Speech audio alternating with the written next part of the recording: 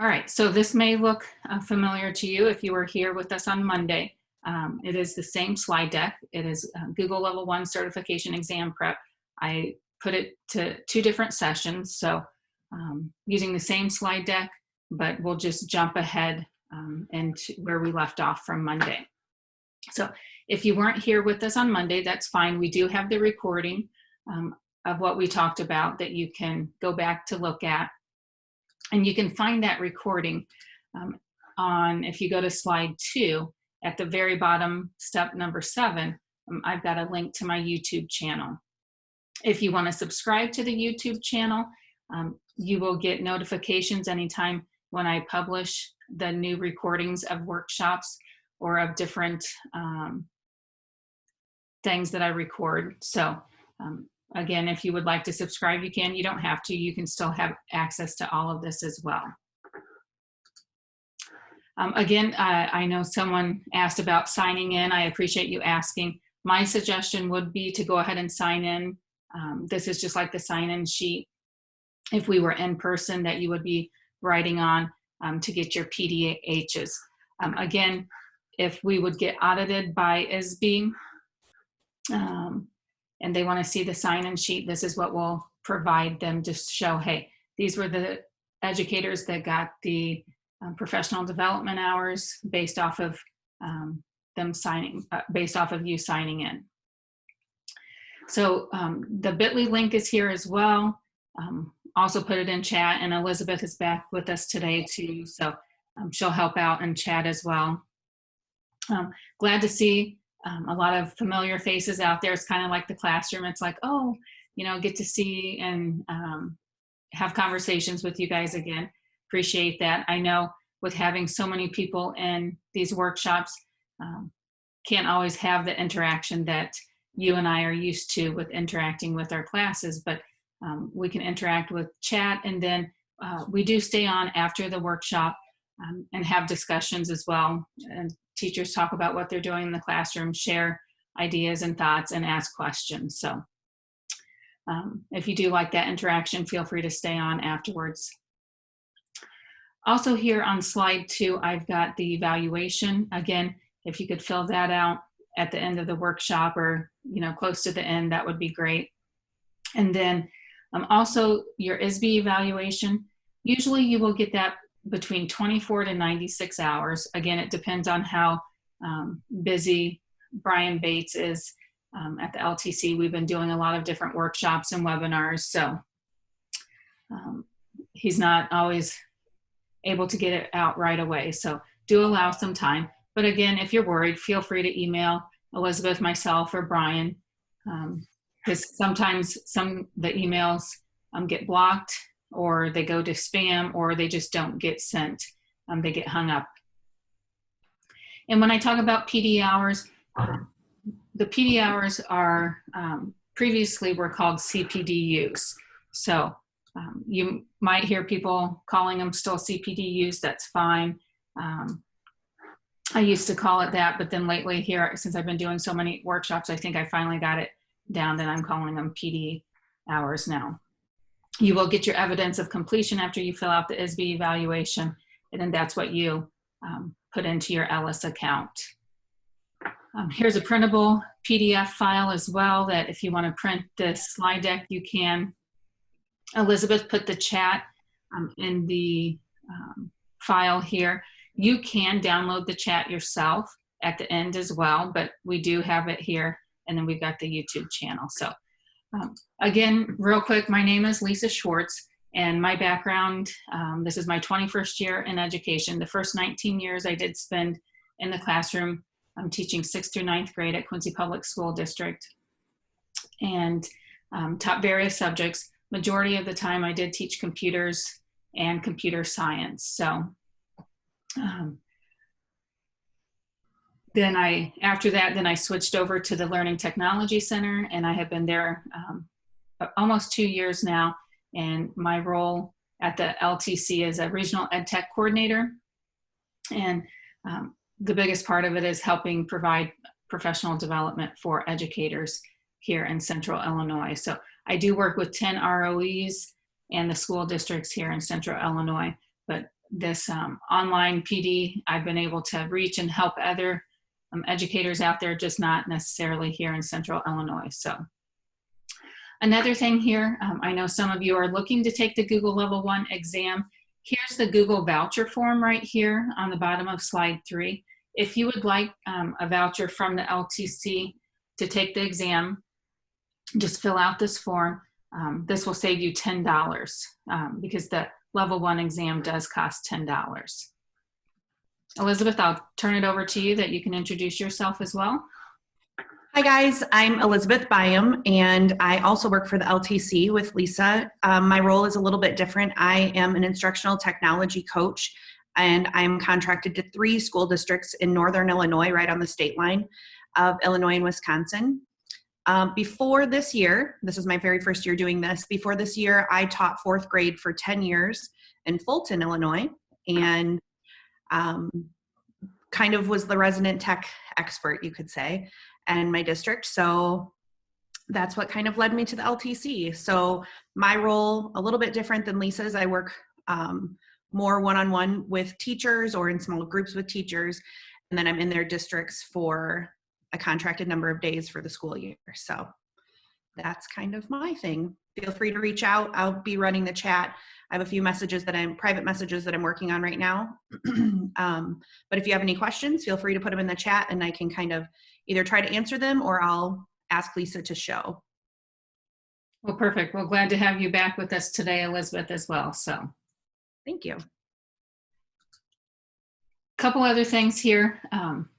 Slide 5 talks about the LTC mission, and slide 6 has other links that the Learning Technology Center provides for you. Check them out. A lot of them are free. So again, we're here to help you on your journey to get your professional development hours for your license, and also hopefully you're learning things that you can use during this time of remote learning and then take back into the classroom when we get back into the classroom. Our agenda for today, if we look at this, we covered most of this on the left-hand side on Monday. We are going to cover forms and sheets today, and then the rest of these apps here on the right-hand side. So that's all here in the slide deck. And then also at the end, I will walk you through the process of how to register for the exam and where then to put the voucher. So if you need that. Again, do you have to take the Google Level 1 exam? You don't. Some people just join in to learn more about Google. Remember, though, we will go a little bit faster. I've got a lot of apps to cover. This is to prep you for the exam, to let you know, make sure you're aware of these apps out there. If you need to go more in depth on some of these apps, go to my YouTube channel. Last week, I did spend some days 2 to 3 hours covering 2 or 3 of these apps. So as you can see, I've got to try to pace ourselves about going a little bit faster today. So Elizabeth or anybody out there, if you see I'm spending too much time on one app, keep moving me along here, because we've got until 12 o'clock with you today, and I will honor that time. And but again, we can stay on for questions. So I'm going to jump to slide 29 and talk about Google Forms and Sheets. Again, if you know about Google Forms and Sheets, I've got some links in here that you can take a look at for some other ideas.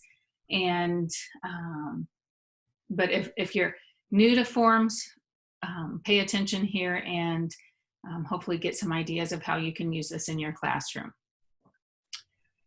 So to go to forms, there's a couple different ways you can go and open up a new form. And hopefully, again, if you've been with us with these workshops, you're like, oh, I know this answer. If you're new, don't panic, we'll help you. One nice thing about this online learning is I'm not looking at your face if you've got your video on. So if I do stress you out for any reason, you can always mute me, right? You can always, tune me out, whatever. Just remember to breathe, and it's okay to not know everything. And this is what our kids experience in the classroom at times too. So just know we're here to help you, and whether it's during the session today or email us and we'll help afterwards as well. So to go into forms, I could go a couple different ways, like I said, and some of you are already thinking, oh, I remember how to do this, or I know how to do this. I just click up here, get a new tab, and I can go over here to the waffle and go to forms here. So I have all of my apps I can access from the waffle. If I don't like using the waffle, I can go to forms.google.com. If I know that I just want a new form, I can just go forms.new. It saves me about 3 clicks. So there's 3 different ways how you can go to forms. If you go to forms by using the waffle here, you've got, I thought I heard someone start to say something. So you got the blank form you can do right here. You can even start a form out as a blank quiz. But what's nice about this, even if I start the form out as a blank form, I can always change it to a quiz later. So with technology, it does help with the differentiation and with you being able to change it and modify it, whether it's from year to year or day to day.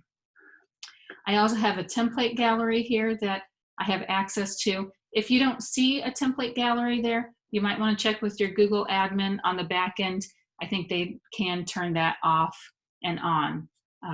Also in the template gallery, if there's templates of forms that your school district uses a lot, they could put in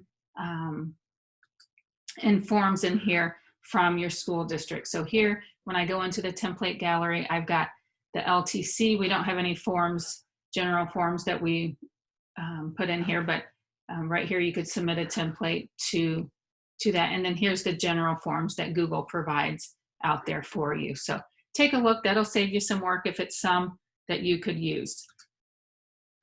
And I went to templates by up here by template gallery. So I'm just going to go start a new form here. And when I do, it gives me the option here. I can go ahead and give it a title, and I can just highlight that. And I'm just going to put today's date here. Oops. And then when I did that, and I click up here, all I had to do was click up here, and it put that form title up here for the title of my form as well. So all changes are saved in Drive. I didn't have to click on anything to save that in the Drive, and then I'm ready to go. So right here, I accidentally, when I was typing in the form title, I wasn't paying attention, and it went down here to the question. It put the date in. So if for some reason, you know, that happens, just delete it, and you can go back in and put it in a question. So with your forms, you have 9 different options here to select for what you want entered into the form. I'm going to just switch back to one of the forms I've created already.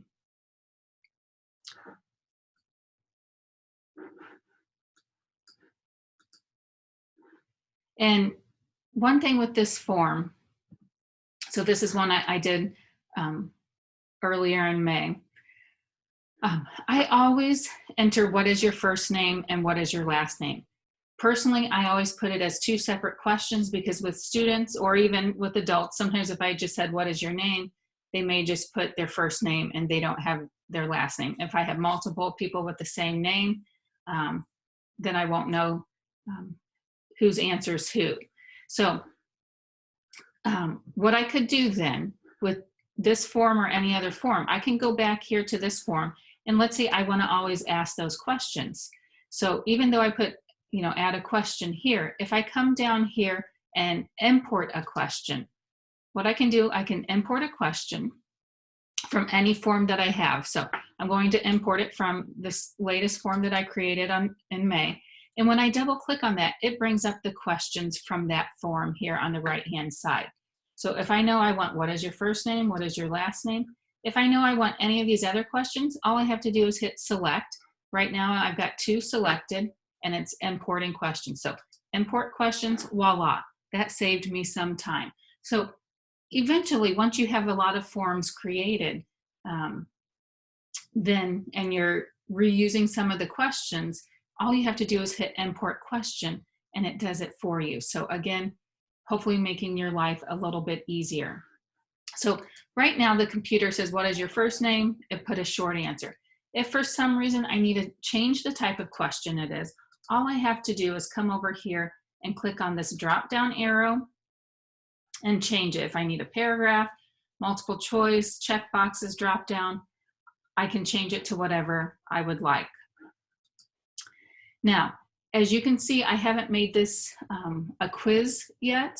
This was just a blank form. Don't panic, at any time I could make it a quiz. So if you see also this red star, the red asterisk there to the right of the question, that means it's required. I will tell you this, when I am creating the form in the beginning and I put sections in, sometimes I don't make that required in the beginning. So then when I do preview the form, I can go through the entire form without answering the questions.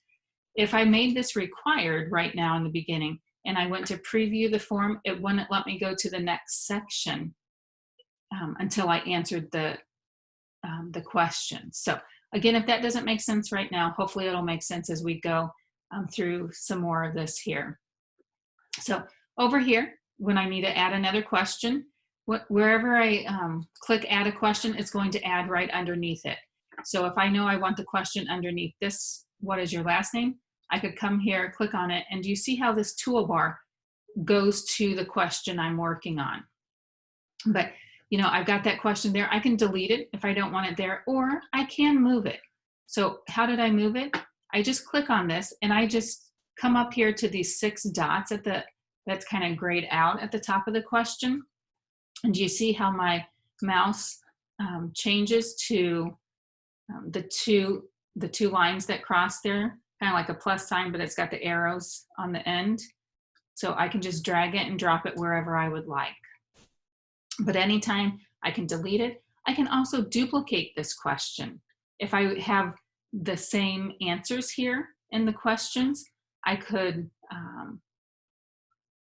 duplicate it, so then just ask another question if I wanted the same answers or choices in that next question.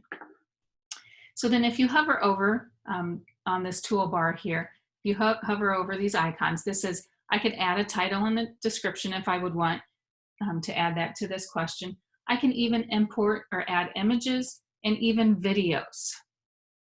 And then I've got a place where I can add sections. So if I go back to this form that I created earlier this month, so I've got what is your first name, what is your last name. Here, how many siblings, brothers and sisters do you have? This is a linear scale. So this is what it looks like when I've got it set up. I want 0 to 10, 0 being none, 10, and I put, wow, you got 10 brothers and sisters. So could I put a different word there? I could. You have options here to type in what you would like. So I put in none and I put in wow. So again, you could put in whatever you'd like. So then when I click off of this, so here's what it's going to look like when the participants get the form and they would answer it, a linear scale of 0 through 10. Right here, here's a question about using the date. When is your birth date? So if you know you want a date to be the answer, then, you know, I put in when is your birth date, came over here and used the drop down and hit date. So then it's got to be a date for the answer. And then that's what month, day, and year. They could use a calendar if they would want to. Now, if you see on this form, when I'm on the question, it's showing answer key. The reason it's showing answer key is because I turned this into a quiz already. If I go back to the form I just created today, it was a blank form. We're not seeing answer key down there. Again, don't panic. I'll show you how to get to that answer key in a minute. On this question, what is your school mascot? This was a drop down. So when I did a drop down, then I type in the choices I want here. And as you can see, then this will appear as a drop down for the people who are completing the form. And it would just have that arrow and it would drop down the choices for them. And I'll show you in preview in a minute. What kind of pets do you have? So right here, this was check boxes. So what I'm showing you right now are the different types of questions you can ask. And so this one is check boxes. So if the participant has none, or if they have a dog, cat, this will allow them to check how many ever animals they have. On this one, what is your favorite website? I put a short answer text. And so I've got short answer there. And then underneath short answer, what I did was a response validation.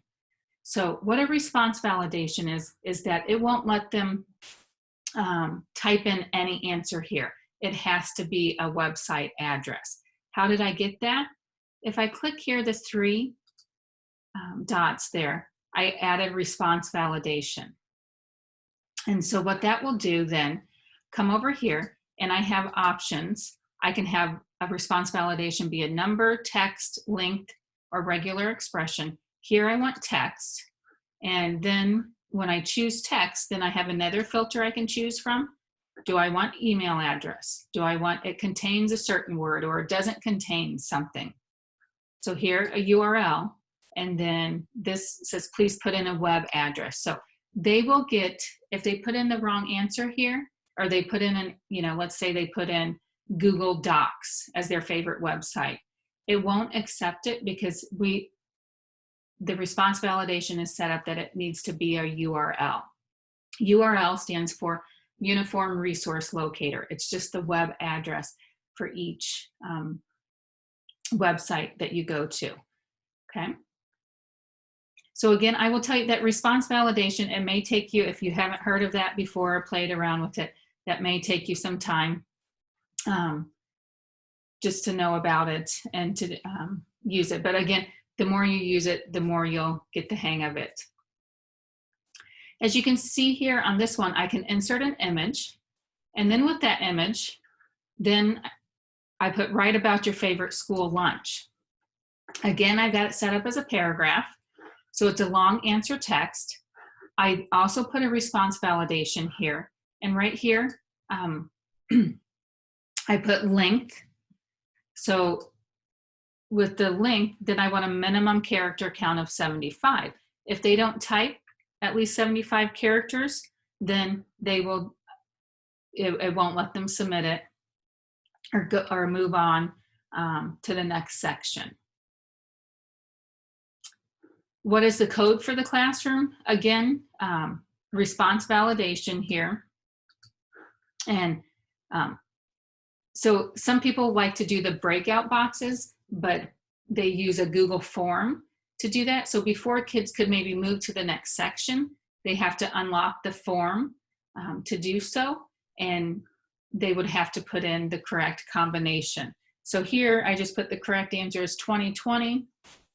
It shows right there. So how I set that up was it's a number, and I put is number. If I want to, I've got equal to, greater than, whatever I need.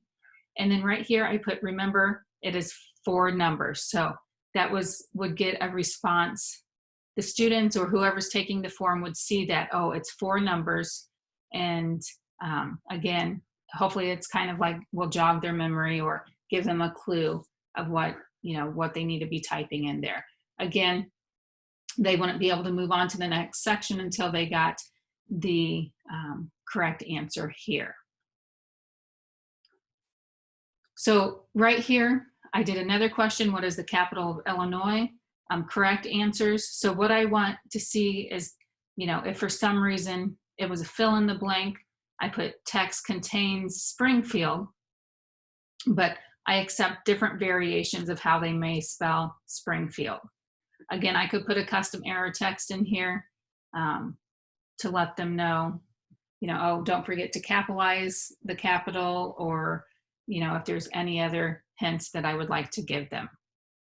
Again, you don't have to use response validation, but that is there for something else for you to use. So then if you see right here, so I created 2 sections. On this one, the first one, it says after section 1, what do I want them to do? So once they get done with this one, do I want them to continue to next section, go back to section 1, go to section 2, which is the next section, or do I want them to submit forms? So sometimes on forms, you can have it set up to go to different questions based off of their answer as well, or you can have them go to different sections. So how did I create this next section? All I had to do was come down here and hit Add Section, click on Add Section, and voila, I've got the next section there. I can give it a name if I would like, give it a description, and then put in the questions. So why would you want sections? If you used forms for a breakout form, you might have them go to different sections. If you have a 50 question test, and if you broke it up into, each section 10 questions, or you had a test that had multiple choice, had short answers, had a paragraph answer, if you broke it up by sections by that. Multiple different ways to organize the forms. Again, you do have the freedom and different options to organize the form how you see best fits your need and your students' needs. Again, the differentiation that you can do with the forms is nice here. So here on this section, I've got, you can insert a video. How did I insert a video? I put it, add a question here, and then just add video within that question. So to add the video, all you have to do, if you've used to insert a video before in any other software application, you can search for the video if you want, or if you already have the copy of the link of the video, just go to the URL and paste it in here right there. So once you do that, if I just type in Jerry Brooks, because that's the video I have in there now, I can see other videos of his and click on it and then hit select, and it then will be inserted in there. Again, here's 3 dots. Here's, I can center it. I do have some choices there with the video. Again, if I want, I can delete this question, copy it, or here's 3 dots. I can put a caption on here as well. So as you can see, depending on the type of question you ask or what you insert, you have some different options. Again, anytime you see the 3 dots or a gear that click on those, see what else you can do with it. So then what's nice about when putting a video in here on a Google form is that it doesn't show any ads. It doesn't show another video at the end. So kids can, watch, in the form, they can watch the video. And then if you have a question you want to ask them, so what games, so this video talks about games that can play. And then, so if you wanted to ask what games would you like to try after watching the video, then you could put in, the questions there and add other options here as well. So again, I put in the capital of Germany and Switzerland. Let me go to this form and show you. So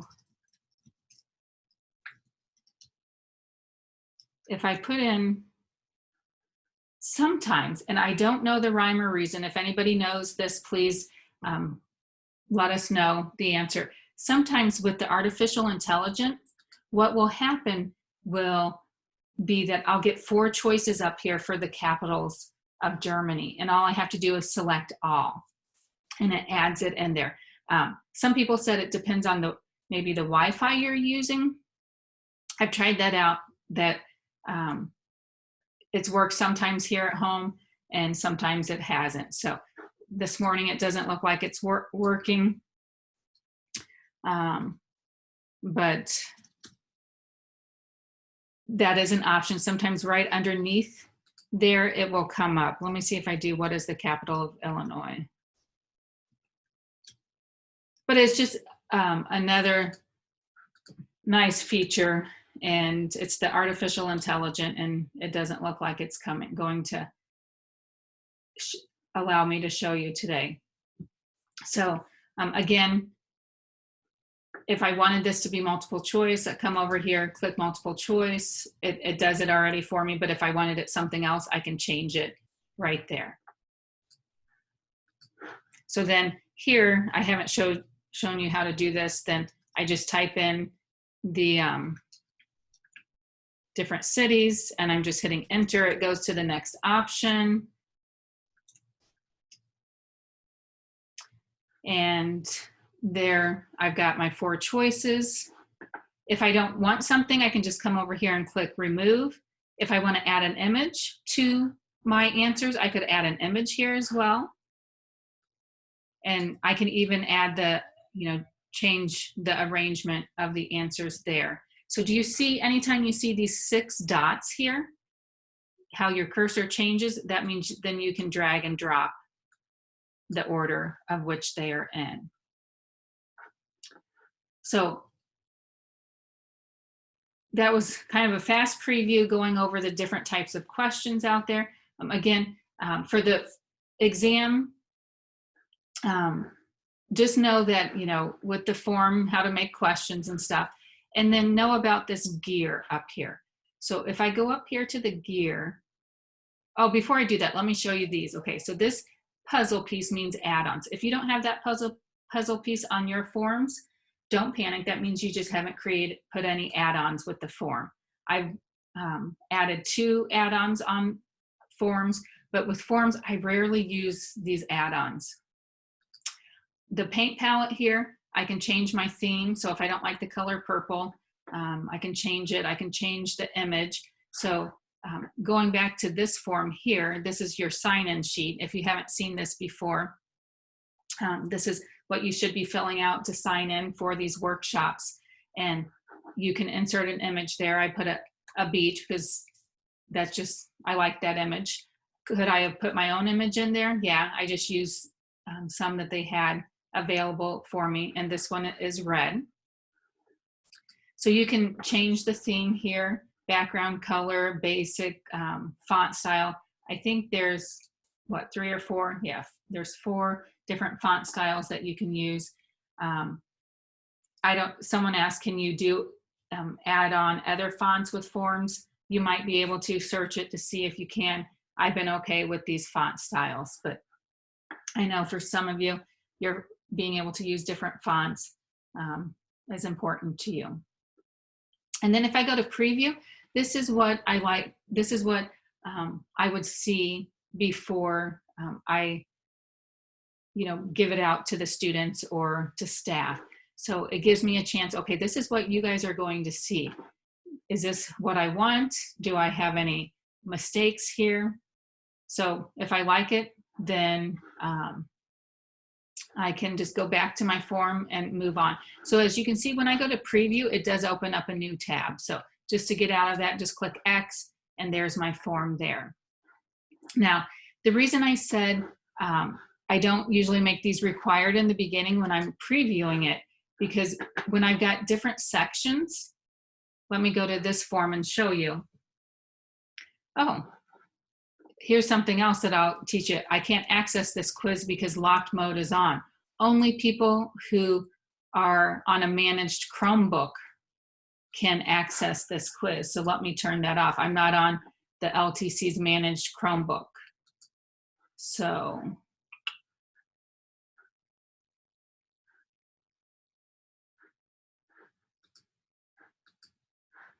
to turn locked mode off, right there. And I'll go over the gear settings here in just a second. So then if I go back to preview, I should be able to see it.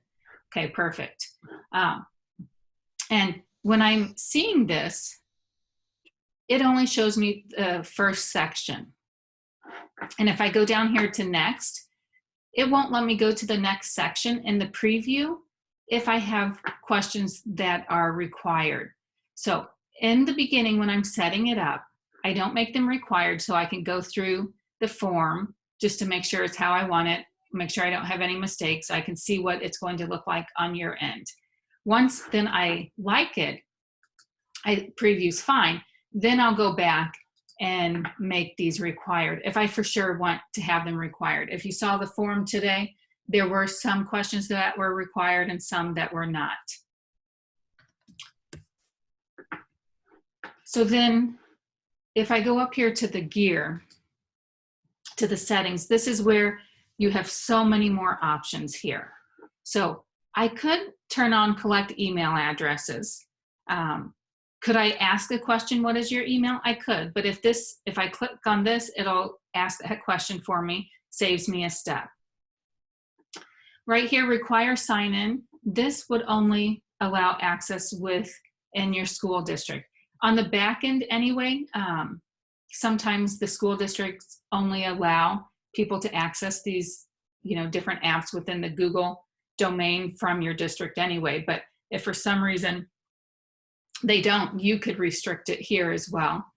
And then limit it to one response. So I did a t-shirt form sign up for the kids. We were getting shirts for them, and I forgot to limit it to one response. So I had one kid, I want to say they accidentally filled out the form twice. And when I looked at the timestamp, they had filled it out a week. It was a week later when they filled it out the second time. So I think they just maybe forgot that they filled it out the first time. Right here also, I can put respondents can edit after submit, see summary charts and text responses, and I also have here maximum size of all files uploaded. So you can have even files uploaded to this form as well. That's a choice under the questions. Presentation, again, if you have different sections, you can change it so to show different progress bars. So if you've ever taken a survey online, it shows you've completed section 1 of 3, 2 of 3. And so it just, again, you have that option there. You don't have to turn it on if you don't want to. Another option is you can shuffle the question order. If you've got, back in the classroom and students taking the exam at the same time, they're not maybe on the same question. You could also show a link to submit another response if you enabled that right here. If I didn't limit to one response, then I could show a link to submit another response. You could also have them, once they fill out the form, you could also put a link in here or a message in here letting people, know, or letting the students know what to do next after they've completed this form. Or, again, put a link in here to go someplace else. And then right here under quizzes, this is all you have to do to make this a quiz. So if I first did a blank form and I decided, oh, I want to turn this into a quiz and give them points, I can do that, make this a quiz. As you saw, locked mode on Chromebooks. Only Chromebooks could take the form that are managed by your school district or by your domain that you're in. Here also, you can immediately release the grade after each submission or later after manual review. So respondents can see, here they can see missed questions, correct answers, and point values. So to get you ready for the exam, just realize the scenarios that Google might ask you. Don't forget to go click on the 3 dots, or up here in the gear is where you have access to change those things. So again, some of you who might have been in my workshop last week on Google Forms and Sheets, I could spend an hour to 2 hours talking about everything with forms. Again, I'm not here to stress you out.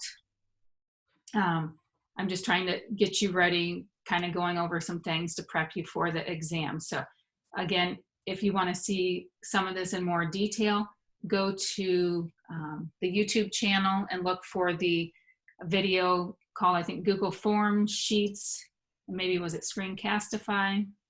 I can't remember, but I think Google Forms is in the beginning that you could take a look at that. So then, hey, Lisa, there's a couple of people have been asking for you to go over how to make the answer key and assign the points. Could you do that real quick? Yeah, I sure can. And then I'm going to show them responses, and then that'll be my lead way into sheets. Okay. So perfect, thank you. So I've turned this into a quiz, or let me go and turn this one into a quiz, and I'll show you from here.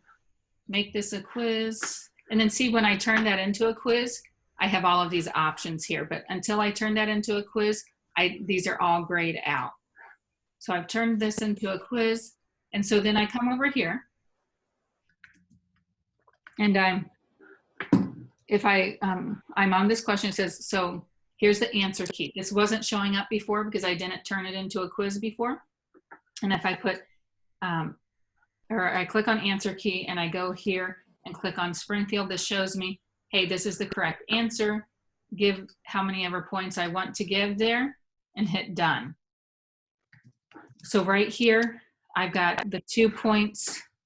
It shows that it's worth for the Google form. Now, if I go back to my preview, then since I said show points, the students can see how much each question's worth. And you can fill out your own form here to see what it's going to look like by answering it and then submitting it as well. So again, you might get confused here in the beginning if you're new to forms and think, okay, where's that answer key? How do I get that up there? Remember to go to the gear, and you have to make it a quiz if you didn't create a blank quiz in the beginning. So, but at any time you can turn that off if you decide you don't want it a quiz anymore. So all I have to do is go down here, click on answer key, put in whatever is the correct answer, put the points, and voila. Okay. If I wanted to, I could give answer feedback. So I could put, good job, or, whatever I would like here for the answer feedback. I can also give answer feedback for incorrect answers.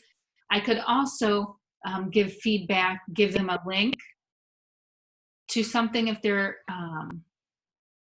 they got it wrong, or even a video, maybe reteaching the concept that I wanted them to know and they got wrong. So a lot of different options here. Again, this Google Forms could be maybe even a day-long workshop, but my suggestion, start playing around with it. Maybe go back, look at the video here. I'm getting some feedback here. Okay. All right, thank you. I don't know what that was, so. I lost my train of thought here. So just, the best advice, try it. Will you make mistakes? You might. I remember my first times using some of the forms in Google Classroom. I made a lot of mistakes. I let the kids know. I'm learning with them. And hopefully you see that I'm learning today too. You might be asking questions I might not know, but you can see my thought processes and how I go about maybe trying to find those answers.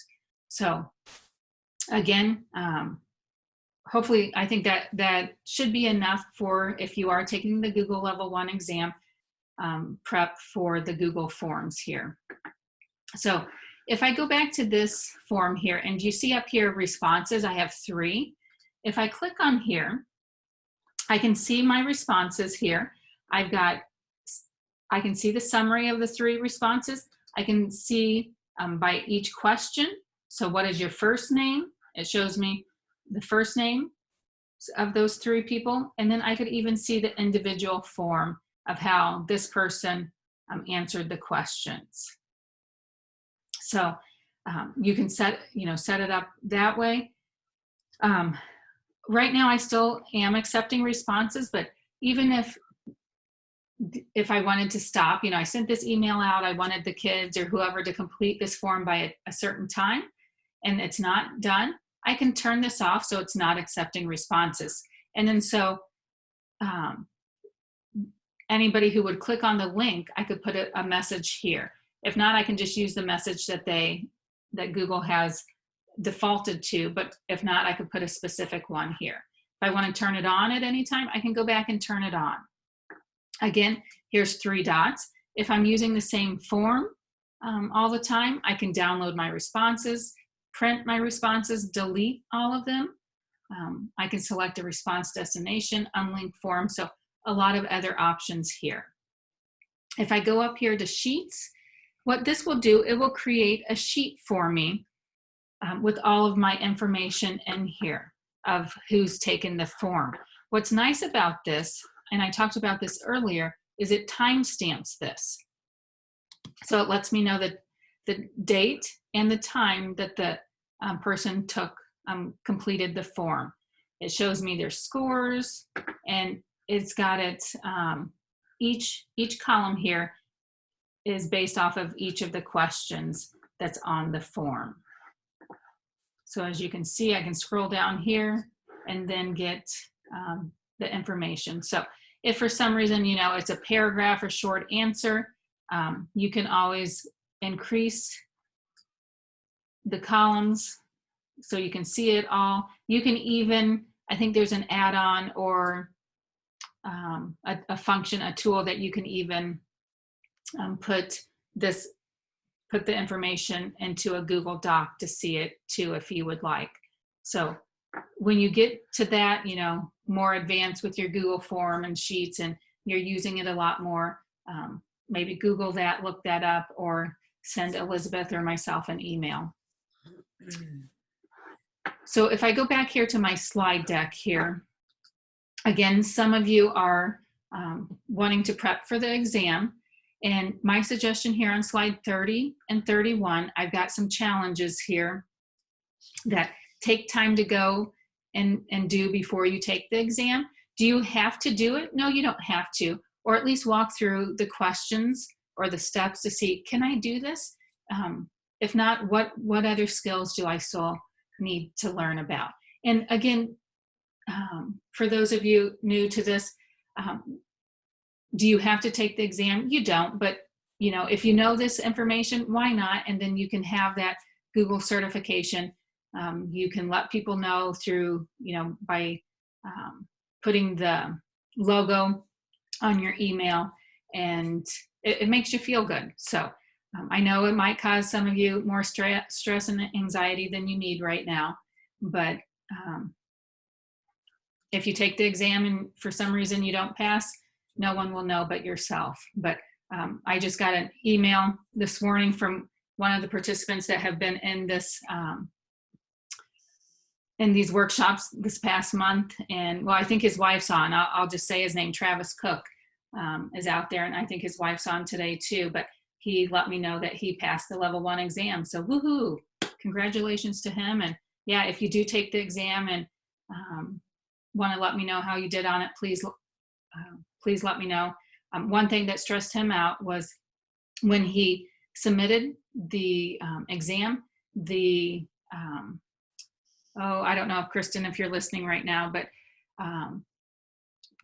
it just seemed like it was hung up. He didn't get any feedback to say that he submitted it, and that was making him nervous, and that would have made me nervous as well.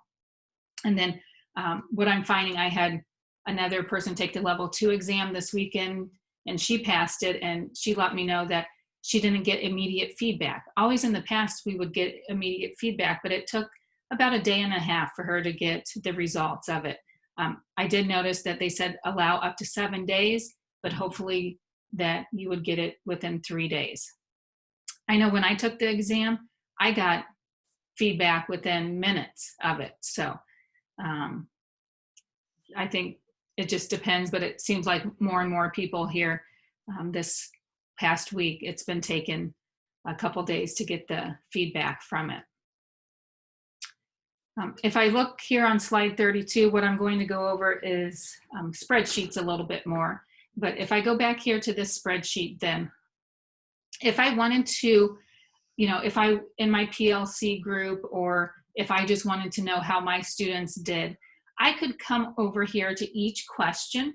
So if I see what is the capital of Switzerland, what I could do, I could sort this by their answers. So I could sort it A to Z, and I could see, okay, a lot of people put Bern, someone put Paris. So I could also look at the data to see, okay, as a teacher, am I not conveying some of this information correctly to them? Is there something I could be doing better in my own teaching to help these students understand this concept or understand the capital of Switzerland or whatever it may be? So, being able to create this form to sheets, all I had to do was that magic green button. That's what I call it. It just turns your responses from your Google form into a sheet. And, here's all of the data. So I can quickly sort it and rearrange it how I would like to, and look, depending on the question I'm looking at or whatever data I want to see. So again, if this was if I was meeting with other teachers that were teaching the same subject, compare like, oh, all of your kids got this answer correct. What are you doing right? Or how are you teaching that in your classroom? And, hopefully we could learn from each other, because again, I always, whenever I gave quizzes or tests, it was an opportunity to see how I was doing as a teacher too. So with sheets, I could do that. Another thing I could do, I could do conditional formatting as well. So I could take the options that I have here and I can change them different colors. So if I go up here to, I can never remember where it's at. Is it format? Okay, format, conditional formatting. I should remember because it's formatting under conditional formatting.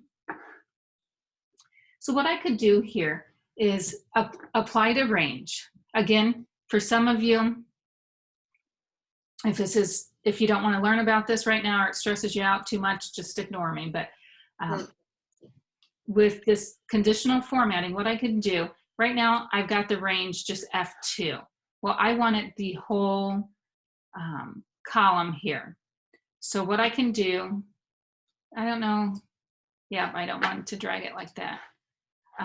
I could, let me click on, I'll just put F2 colon, let me just say F40, because I know more people are going to be filling out this form.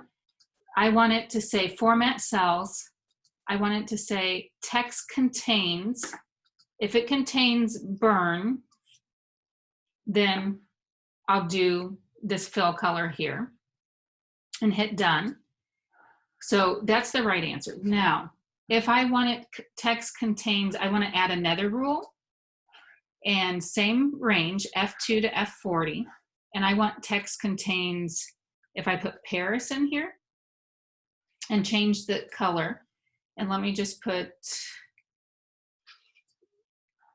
that color right now and hit done. This will then show me, okay, here's the right answers, here's the wrong answers. And it just, again, is another way to quickly show me how many people got it right or wrong. If I look at this form, so the sign-in sheet that you all filled out, let me scroll over here so you don't see anybody's name. I don't want anybody's names to show up. So right here, you filled this out. So I quickly did a conditional formatting to let me know people who were in the workshop, who's a newbie and who's solid. Because then sometimes, if I was doing an in-person training with you, some of the people who were solid with this, I could count on them to help me maybe help the newbies when I gave you time to do some of the challenges. So again, a quick way for my eyes to see, and I can look to see who's the newbies, who's solid, and move on. So again, all I had to do, I went up here to format, conditional formatting, and if I click on it, I can see I had it apply to the whole spreadsheet.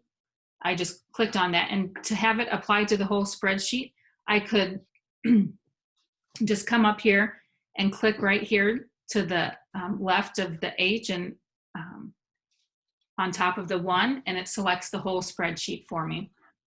There's a shortcut key to select the whole spreadsheet too. So what this will do, anytime someone fills out the form, then it will do this conditional formatting. So what I've got, text contains newbie. So if in the answer they have the word newbie, it's going to turn it to this color. Okay. I can add another rule in here. So some of the people who put, let me teach the workshop, you know, again, I could kind of look at them to help out. And sometimes then I would also give them a chance to come up and teach the workshop, you know, and, you know, teach maybe about forms or show something, how they use forms in the classroom. So at any time with any of my sheets with the conditional formatting, I can go back and change the formatting, delete it, add another rule if I would like. So another thing here with spreadsheets I want you to know, if you click on this sample grade book, and I think it's the same one here. I put it maybe 2 different places. Oh, this one doesn't exist. My apology. Let me remove that link. So see if you can go to this one. And what I did was, it's forcing you to make a copy.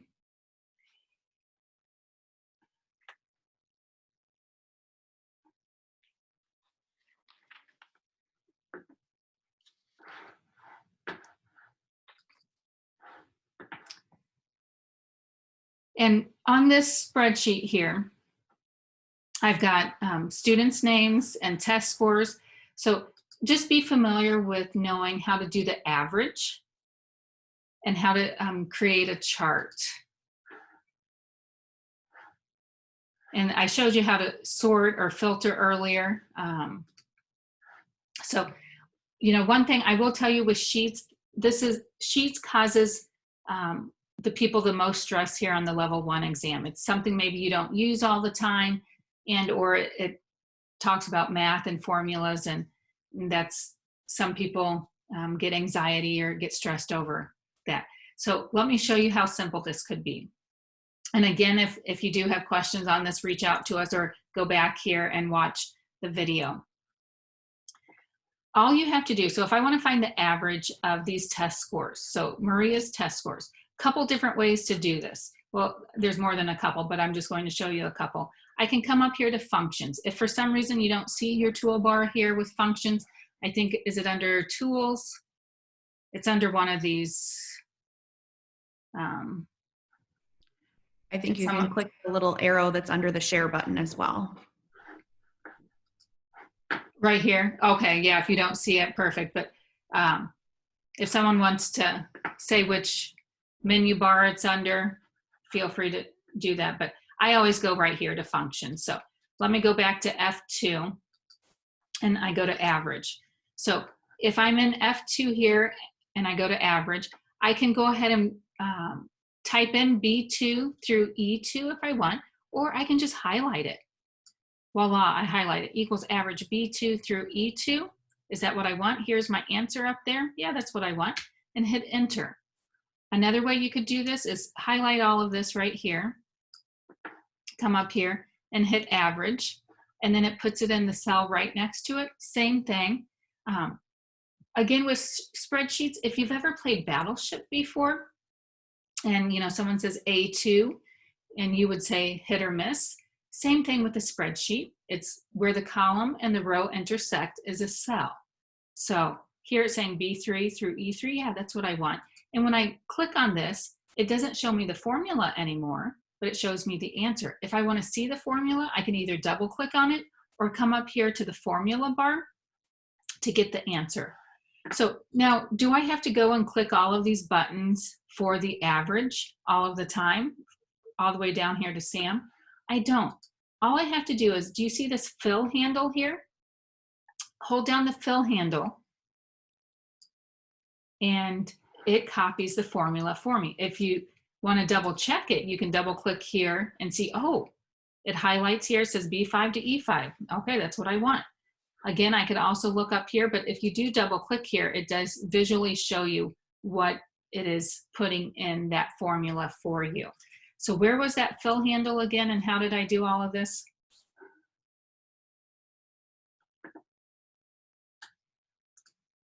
So all I had to do was to find the average, come up here and go to the function tool, and I went to average. And again, I could highlight it, I could type it in, do whatever you like. And then there's my average for Maria's test scores. And then do you see how this has that little square in the bottom right-hand corner? It's called the fill handle. And all you have to do you see how my mouse changes to the plus sign? Drag it down. I'm holding my mouse down and dragging down, and voila, it fills the formula for all of these students for their average test score. Now, what if I want to, I'm a visual learner, I want to see it in charts. So all I have to do to turn it into a chart is I highlight, if I want to see the average with all of the kids, I highlight column A, hold down the control key, and highlight column F for average. Anytime you want to highlight two columns that aren't right next to each other, on a Chromebook or laptop, hold down the control key. On a Mac, hold down the command key. So right now, I've got these two columns highlighted, and then I just go over here to insert chart. Again, I'm used to using these, the functions up here that insert chart, these tools here. If not, I can go over here to the menu bar, go to insert chart. So, oh, and here's where the function is. I don't know if anybody said that in the chat room or not, but I can get to the functions here. And you can see there's tons of functions out there, but for the most part in education, I've just used usually the ones here at the top. But if for some reason I need to go more in depth, I've got all of these other options out there for a function. So go to hit insert chart.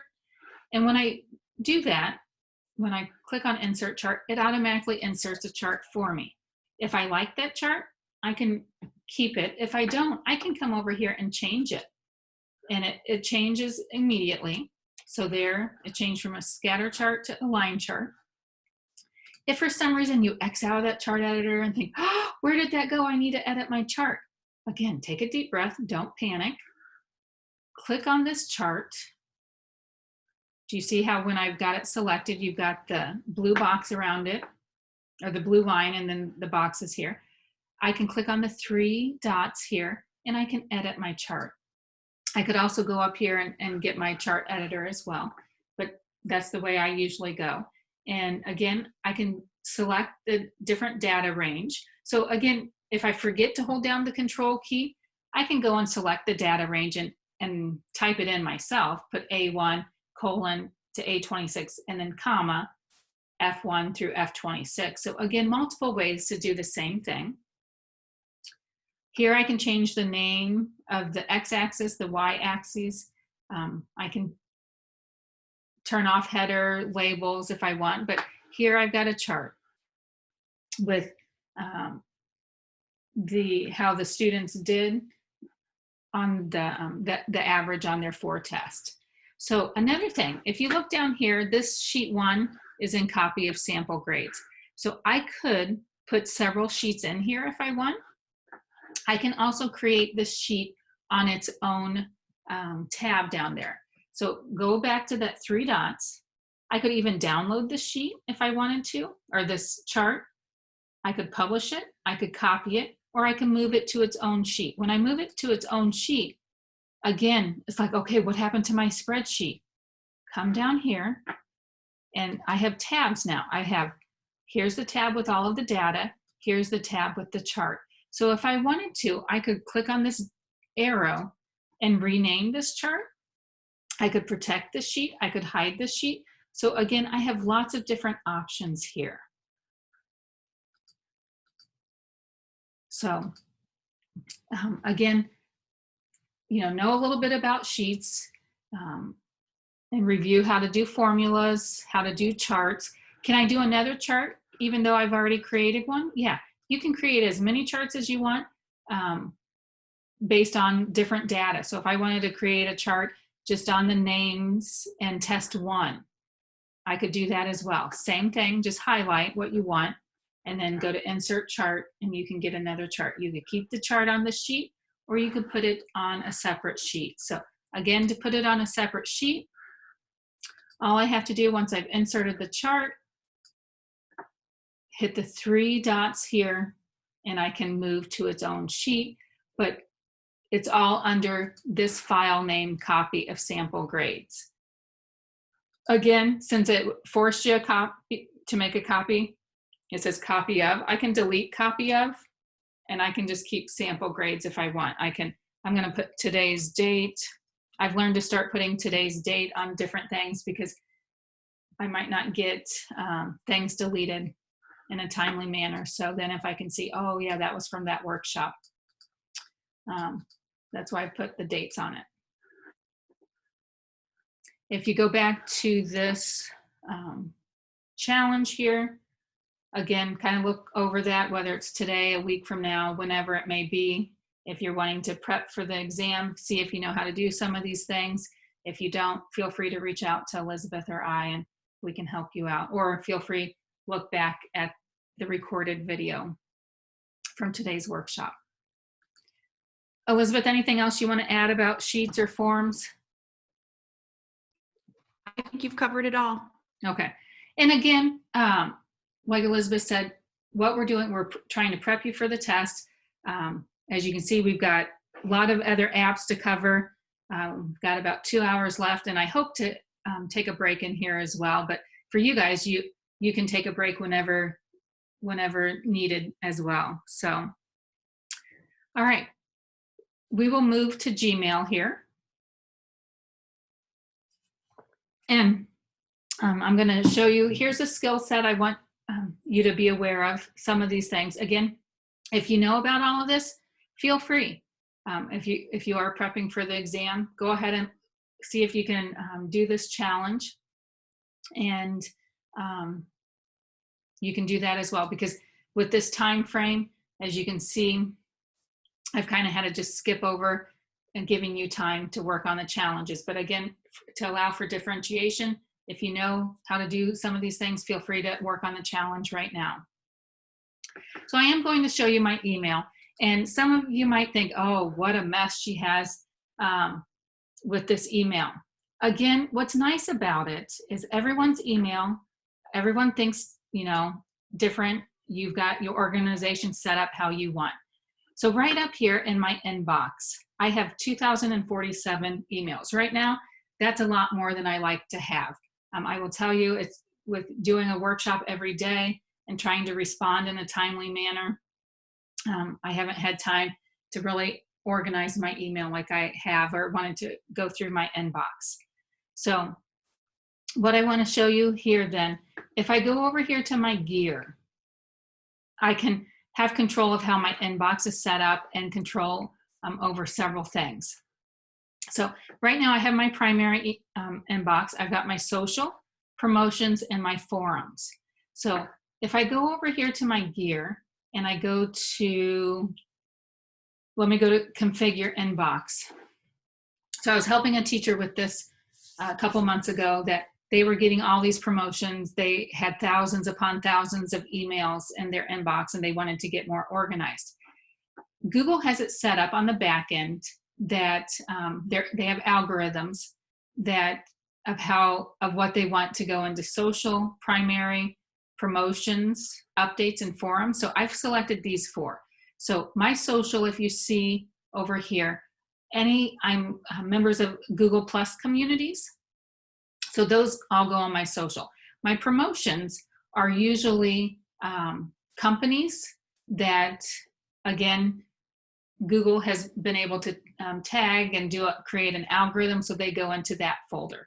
And then forums, again, I've got it going in to forums. This is sometimes groups that kind of listservs that I am members of, so it goes all right there.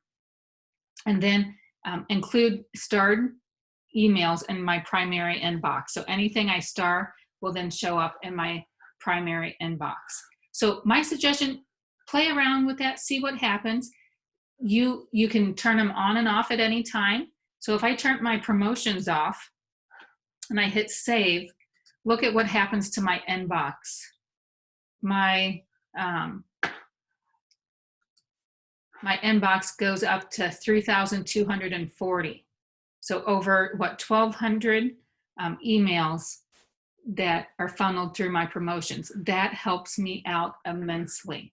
So, because I don't want them to clutter up my inbox. I want just, you know, if you're sending me an email, I want to be able to see that right away. So I'll go back here to the gear, go to configure inbox. I'm going to turn promotions right back on. So as you can see, you can play around with it. My suggestion, do one thing at a time and save it to see if you like that. If you don't, then you know which button you hit and you can go back and undo it. So then here in a moment with my promotions, it's, uh-oh, I guess I lied. Okay, maybe is it just taking time? There we go. It was showing my inbox over 1,000 emails that I hadn't read, but 1,000 of those are promotions. So all I have to do is click on promotions, and then I can see all of these promotion emails that I get. And as you can see, I don't go here and open them up all the time. If I had more time, sure, I'd like to see and maybe learn to see what else is out there. But for some reason, I get all these promotions, and I just put them there. So if I go back here to the gear and go to settings, under settings here, I can change a lot. So if I look at what I want to cover under settings, let me look at here. Okay. So under the general tab, what I want to show you, you saw my email box. I had roughly, just over 2,000 emails in there. And I've got the conversations view turned on. So what that means, if you and I email back and forth 10 times, it's all in one email. If I turn this off, then it would be separate emails. So if I turned off my conversation view, I would probably have over 3,000 emails in my inbox. And so what I mean by that, my conversation view, so right here with Chris Worley, I've got 6 emails back and forth with him. So anytime you do fill out that Google form, I get notification saying that you filled out that form, that you want that voucher for the exam. Here, as you can see on this thread, I've got 17 times emailed back and forth. So that's the conversation view. And when I look at the conversation view, I'll open up his, here it just kind of puts it small, but I can quickly see each conversation that I've had, how many minutes ago it was, or if it was a day ago, whatever it was, an hour ago. So it puts the conversation view like that. I like to have that on. Can I go and turn it off? I can. I can go and turn it off and on, see what you like. Another thing I've got 50 conversations per page showing. I can change that to less, 10 or 100, whatever I want. Okay, you've got some choices there. You also have undo send. Have you ever sent an email and you thought, oh, what did I just do? I needed, you at the last minute you wanted to add something or you saw a mistake. Well, you have control over that. You can come here where it says send cancellation period. I've got it up to 30 seconds. That's the max it can be. I think the default that Google has it set at is 5 or 10 seconds. So it should appear in the bottom left-hand corner, and you've got that many seconds to hit undo. When you hit undo, then it's like it was never sent, and you can go and change that email. So my suggestion, take some time with the settings here to see how you can be more efficient with your Gmail. But again, for the exam, just know about it, know how that you can go here and change things within your Gmail. Another thing here with drag the stars between the list, what I done here, I usually star mine, they're yellow, but I have some other choices here. I've got different colored stars. I've got the red bang, yellow bang, question mark, and the eye. So let's say I don't need this blue eye. I can drag it and drop it down there. If I want a different one, I can just drag and drop it up here and use. So when I'm in my email, when I hit the star, if I keep clicking, I'll get the rotation of these 5. If I want the rotation of any of these others, just drag them up there and I can have that as well. Some of you have seen people put a signature on their emails. You get it all the time. You can put whatever you want in your signature right down here, and you can even put links in there. So feel free to add that, see what you can and can't do. You have options if you want the signature to go on emails or only on replies, or whatever you'd like. So you have options there. You also have a vacation responder. So sometimes you can even use this, when you're out of the office, or, if you want to use it during this time of remote learning to let your students know, hey, not going to be able to respond today. I'll be back and can start responding tomorrow. I can put the certain dates here. Another thing, sometimes people put this on as, they'll say, oh, thank you for reaching out. I got your email. And we'll say, I will try to respond within 24 hours. So you can even turn this on, not necessarily as a vacation responder, but just as a reply to let people know you've got it, and you will hopefully get to that email sooner than later. So under general, lots of things here. Again, I did cover some more in that training last week, or feel free to reach out with certain questions. But when you're trying these, click on one thing, see what happens, save it, and then play around with it. If you don't like it, go back and then change it to the back to the way it used to be. So as you can see, I've got different tabs up here that you have control over.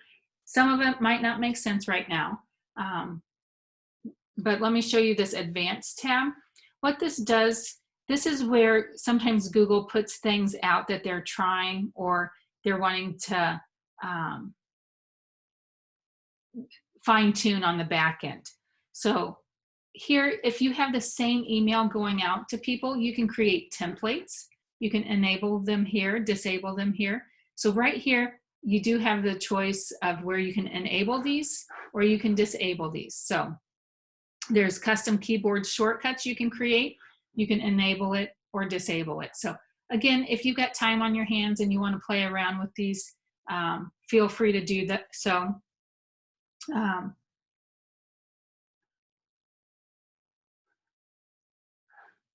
and just by hitting disable, when you click on the other one, you can hit disable and then hit save changes. The other thing here in email I want to show you,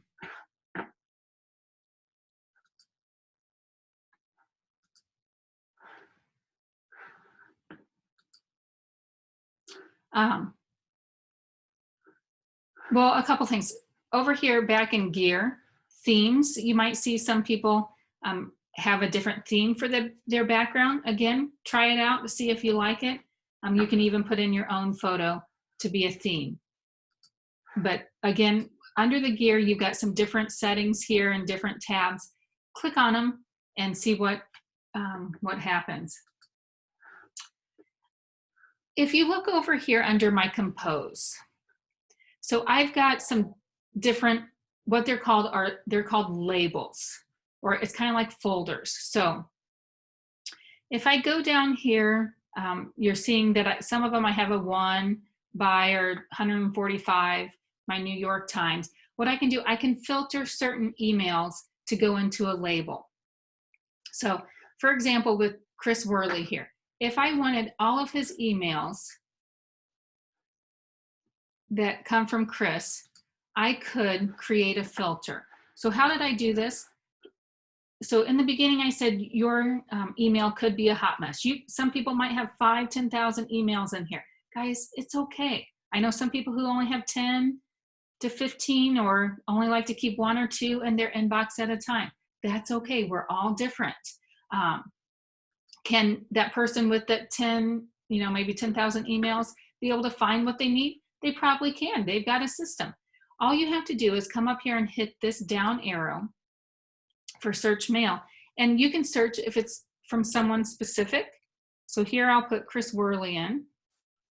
And I just, he's a coworker. I just chose him because he was at the top of my email here. And I can create a filter. What I can do then with this filter, I can have his email skip my inbox. When I first set this up this way, I forgot to check over here in labels if I got an email from them. Now when I check my email, I know I scroll through my labels as I'm doing right now to see who I've got emails from that I need to look at. So I can skip the inbox and I can apply the label. So here I could choose his name, do a new label, or if I have a label here of the LTC or whatever it may be, I could put that label there. So right now I'll just put I'll just label this Chris. So I've got all of his emails going to skip the inbox, is going to go over to the label here. And then I can also apply the filter to matching conversations if I have other matching conversations. With Chris, it doesn't look like it. So then, but if I did, they would all go there. So if I hit create filter, then what happens right over here, I have a label called Chris. When I click on it, here's all of the emails that I've gotten from Chris, or if he is even in, in this listserv here, if he's responded, it is included in there as well. The ones that it shows a 7 because I have 7 unopened that I have not looked at. So you can do that for any of them that you would like. If you don't like that, let's say later on, let me just go back to inbox. I don't want it to skip the inbox here. Then I can go back to settings, or the gear, and go to settings. And I can go to my filters. And what I can do, I can go down here and find the filter that I created for Chris, and I can delete it. So right here, matches from what it shows me, that any email that I get from Chris, what do I want it to do? I want it to skip the inbox, apply the label Chris. So if I don't want that to do it anymore, or I want to edit it, I can go and edit it, or I can delete it. So I'll delete it, hit delete. And so then all of his emails will then be back in my inbox. But I've just gotten used to setting up my labels that way to help me organize my inbox. Again, differentiation, what works for you might not work for someone else. But if you are, teaching kids about Gmail, some of these, once you understand this and maybe do this more, some of these tips and tricks can help them as well. Another thing with Gmail, over here to the right-hand side, do you see, you may or may not have these. You can bring up your calendar here. You can bring up Google Keep. You can even bring up Task. And then as you can see, I've got some other add-ons here as well. So if I click on, I'm going to refresh my email here. And anytime you do make changes, you might have to refresh your email.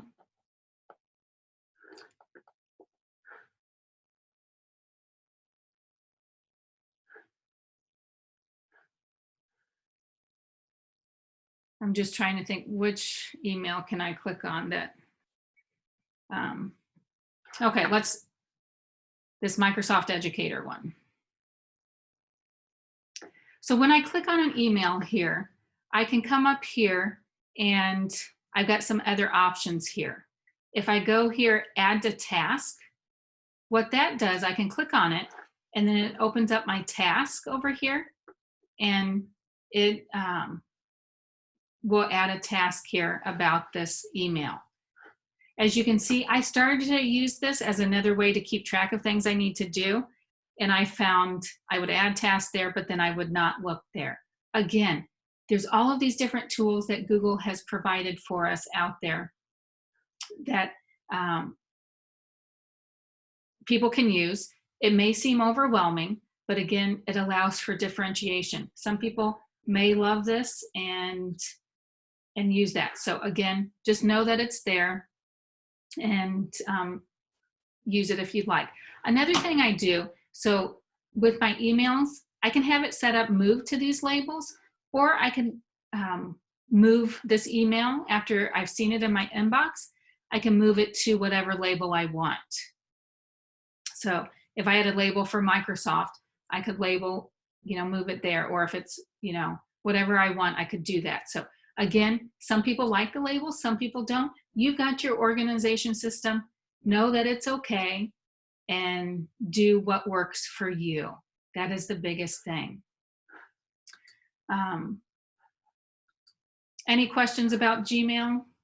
Again, for some of you new to Gmail or didn't realize we have all of the settings there, this may have gone a little too fast for you.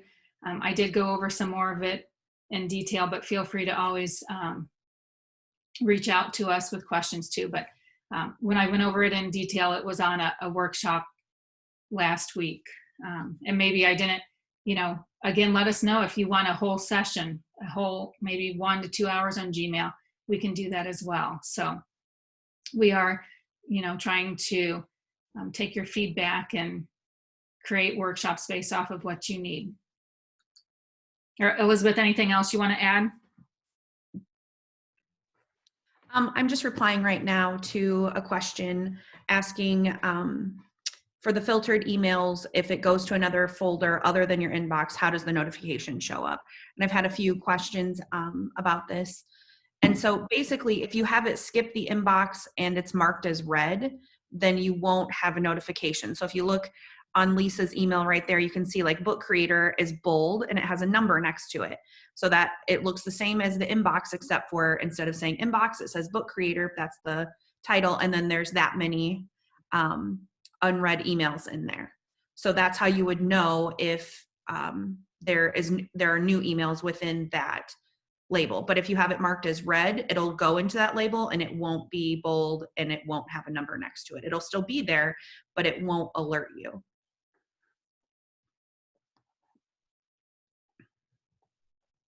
Thanks, Elizabeth. Sure. One other thing I've noticed when I go over this in my trainings, that you can have the email both come up in your inbox and it can go into that specific folder as well. So you have to, if you don't want it to be in your inbox and you just want it to go into that folder, you would select to skip the inbox. So that might be another option for some of you that are. Yeah, I say play around with it, see what works for you. Could I be more organized with my email? Oh, most definitely. But I've got a system worked out that I hopefully try to get to respond to emails in a timely manner. A lot of my teachers use the, and myself personally, I have always used the filters for those promotional emails that you get and you unsubscribe and they just keep coming. So sometimes those promotional emails you can then filter straight to the trash, rather than having to constantly try to unsubscribe, and it kind of takes care of it on your end.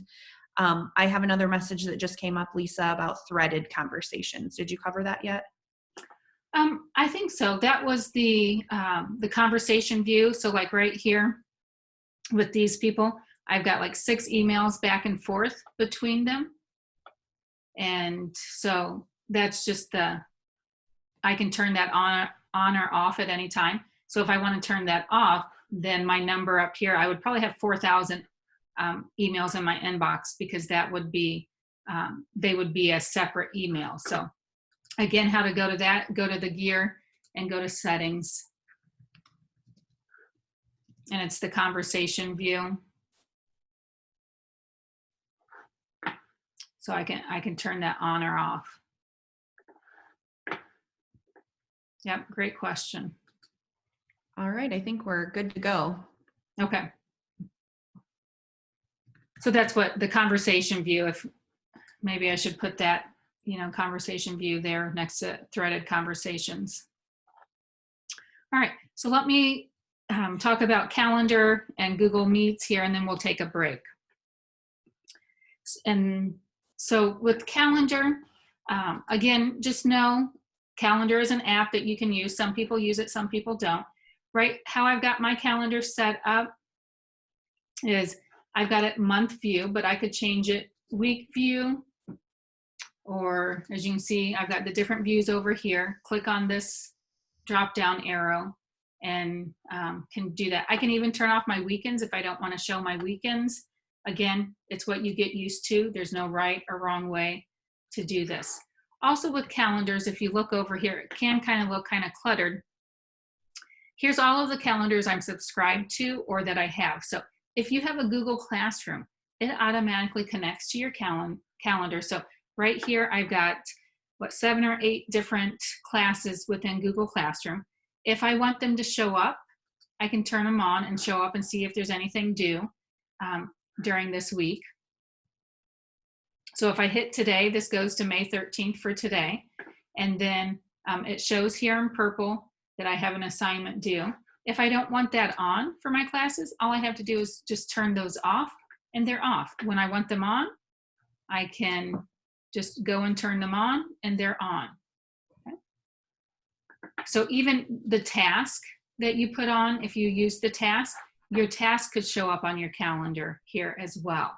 So again, multiple ways to help you get organized. And again, remember the way you're organized is probably different than how someone else might organize. It is perfectly fine. If my email stresses you out too much, then, or however you see my screen, turn away, turn it off, whatever it may be. So again, I can turn it back on at any time. Another thing here, you can subscribe, to other people's calendars. Your district may allow you to see other people's calendars. Elizabeth, I don't know if you do calendar, but I can't see your calendar. But I'll pull up Chris's calendar here. Here's Chris's calendar. I think you can search with me with the meet with. Okay. Up at the top. And again, it could be based on the organization that you can see, if you can see other people's calendars. So Elizabeth, it's not coming. Oh, there we go. So voila, here's Elizabeth. I can see her calendar. I can probably get hers added here as well, since she's within our organization. But if you search for someone, you might not have, I don't think my calendar would be viewable to anybody outside of the LTC. Again, that's on the back end that you can set that up. Another thing under calendars, so if I click on this plus sign to add other calendars, so as you can see, meet with, I could put Elizabeth's name up here and look at her calendar since she's within our organization, but I could subscribe to other calendars, create new calendars, browse resources, browse calendars of interest. So my suggestion, take a look at these, see what they do. I will show you here real quick, browse the calendars of interest. If you see, here you can subscribe to different holidays here, sports, and even phases of the moon. But, when we're in school, we don't need to see the phases of the moon. We can just see how the kids are acting and we could know, oh, it's a full moon.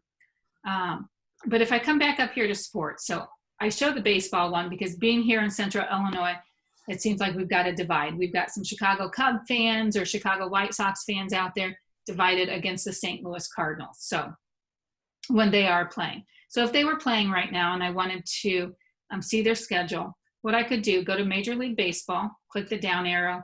Here is all of the Major League Baseball schedules. So we're St. Louis Cardinal fans. So if I come down here, click on the St. Louis Cardinals, it says, hey, calendar's added right now. I'm like, oh, what if I don't want that one? All I have to do is unclick it and it will be taken off. But I'll keep it there because we are St. Louis Cardinal fans. And then if I go back to my calendar, voila, here's all of the games. So today, the Pirates, they were supposed to be playing the Pirates. Is that Pittsburgh Pirates? If I'm wrong, please, you can unmute yourself and tell me. And I've got that on there. So right here, it shows St. Louis Cardinals. Let's say at one time I don't want that showing all the time. I can click off and it's not showing. But if I'm like, oh, are the Cardinals playing today? Then I could see right there. So again, click the three dots here. I can hide it from my list. I can go back to settings and change things. And this just tells you that it integrates with my calendar. It's on the back end, that programming that it is in there. I can unsubscribe here. I could also unsubscribe when I go back into calendars. So if I go to other calendars, browse calendars of interest, if I go back to baseball, I can go down to the St. Louis one and unsubscribe there. So again, multiple ways to unsubscribe as well, but you can, take a look. So feel free, if you have time, go to this plus sign to look at to see what else you can do with your calendar. If you're creating a calendar invite, you have this pop-up box of how you can create it. Again, for some reason, if you're out of office, you can put down the time out of office. So if someone can see your calendar, they can see, oh, you're not in the office right then, or in school, whatever it may be. You can see your task and appointment slots here. But real quick, so if I was having a meeting with my students or with another teacher, what I could do is, this is set up to my differentiation workshop calendar. If I want it to go to my main calendar, I can select that calendar there. So I can select which calendar I want it to be on. And I can change things here. I'm used to going to more options. What the more options is, it just gives me the full screen. So right here, let's say I'm going to meet with someone today at noon to 1. I could have it repeat. Right now, the default is it does not repeat, but if it's a reoccurring meeting, I could have it repeat. I could even do a custom one. I could, if it's finding a time, if it's, again, if I can see someone else's calendar, I can look at who who I'm inviting and finding a time from their calendar from here, if I would like. Again, you might not have that option if you can't see there. So let me just put Elizabeth here. So here's the guest. It's showing I'm inviting Elizabeth. And let me come up here to time. So I do have access to her calendar. So I can see when she's got time to meet with me. Again, a lot of school districts don't allow people outside of their domain to see people's calendars, and they may have this turned off so you can't see people within your Google domain. Again, it depends on how your Google admin has that set up. Can add a location here, or right here I can add conferencing. So I can add a Google Meet or a Zoom meeting. You may not have access to either of these depending on if they've turned them on the back end. Right now, Google Meet, if you have just the regular G Suite apps for education, Google Meet is giving us, allowing us to have up to 250 people participate in a Google Meet. This is usually only to the enterprise education accounts, which those cost, and majority of our school districts only have the free version. I've only ever used the free version, but right now with us doing remote learning, they've pushed that out to up to 250 participants. They said they will keep that there as of July 1. Who knows if this remote learning goes on for a longer time, if they will keep that there or if they'll drop us back down to 25 participants. So I can add a Google Meet right from here. Here's the Google Meet link that Elizabeth will get. If I want, I've got notifications set up to notify her 10 minutes before the meeting. I could add attachments here, add a description here, and over here, what I've done, Elizabeth, she can invite others, she can see the guest list. If I want her to modify the event, then she has access to all of this. If I don't want her to modify the event, I could have her invite others or see guest lists. So I'll just put test meeting in here. I'll send it to her, and then it lets me, would you like to send invitation emails to Google Calendar guests? And it does. So right here on the calendar, it says test meeting 12 to 1 p.m. And if I think, oh, I forgot to invite someone, I can go up here to edit, and I can invite someone. So I'll just put my personal email in there. And so do you see right here, I've invited Lisa Schwartz. This is my personal email, and it has an asterisk. That lets me know I cannot see their calendar. And again, I can, give permissions here as I want, and I can save it. Right here, they'll get an email, and then they can respond. I've got them RSVPing. I could put add notes here as well. I can, if you look right up here, I've got more actions that I can do, what I can do with this calendar invitation. And then if I hit save, what it's going to do, it's not going to keep sending Elizabeth another email about it. It's only going to send the new Google Calendar guest. So it's okay if you forget to invite everyone in the beginning. You can always go back and add people, and it won't send everyone another email that you're inviting them. So then hit send, and then that time my personal account will get that email. So click on it. Again, I've got options up here. I can delete it. I can hit email guest. Here's what it does. I could put a message in here if I want to, or I could put the message right in the invite. And then there's 3 dots here. It's the 3 same dots that you showed earlier. And then you will get a message if they accept it and hit yes. It'll come to your email. So then with the join with Google Meet, then all they have to do with this, they can go to their calendar invite and click on join Google Meet. And so right here, I can hit join now, and then they have the option to click that. Could they join before the 12 o'clock start time? They could, but if no one else was there, then what's the point of them clicking on it? If you're talking about students and you're sharing this with students, my suggestion to share a Google Meet with the students and within Classroom. And I think, Elizabeth, did we go over Google Meet on the Classroom side on Monday? Do you remember, or does anybody out there remember? Oh boy, I don't remember. If you can put it in the chat, if we did that, that would be great. Yeah, and we did not. Nope, I'm getting no's. Okay, all right. So, oh, somebody said they think we did, but okay. I think more no's than not. So okay. Maybe it'd be better if you. Yeah, we can. It's just like with anything, whether I did or didn't. It's a lot of information to remember. So again, don't beat yourself up over it.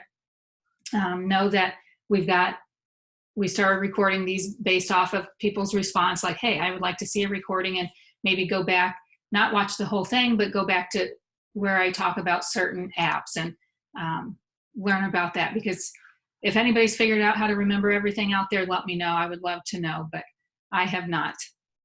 So let me show you one other thing in Calendar, and then we'll move on to Google Meets.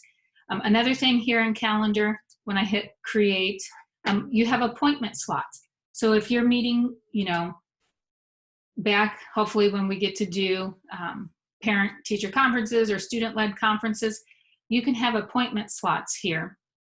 And I'm just going to put it on May 16th. And right now I've got it says 11 to 12. Let me do appointment slots.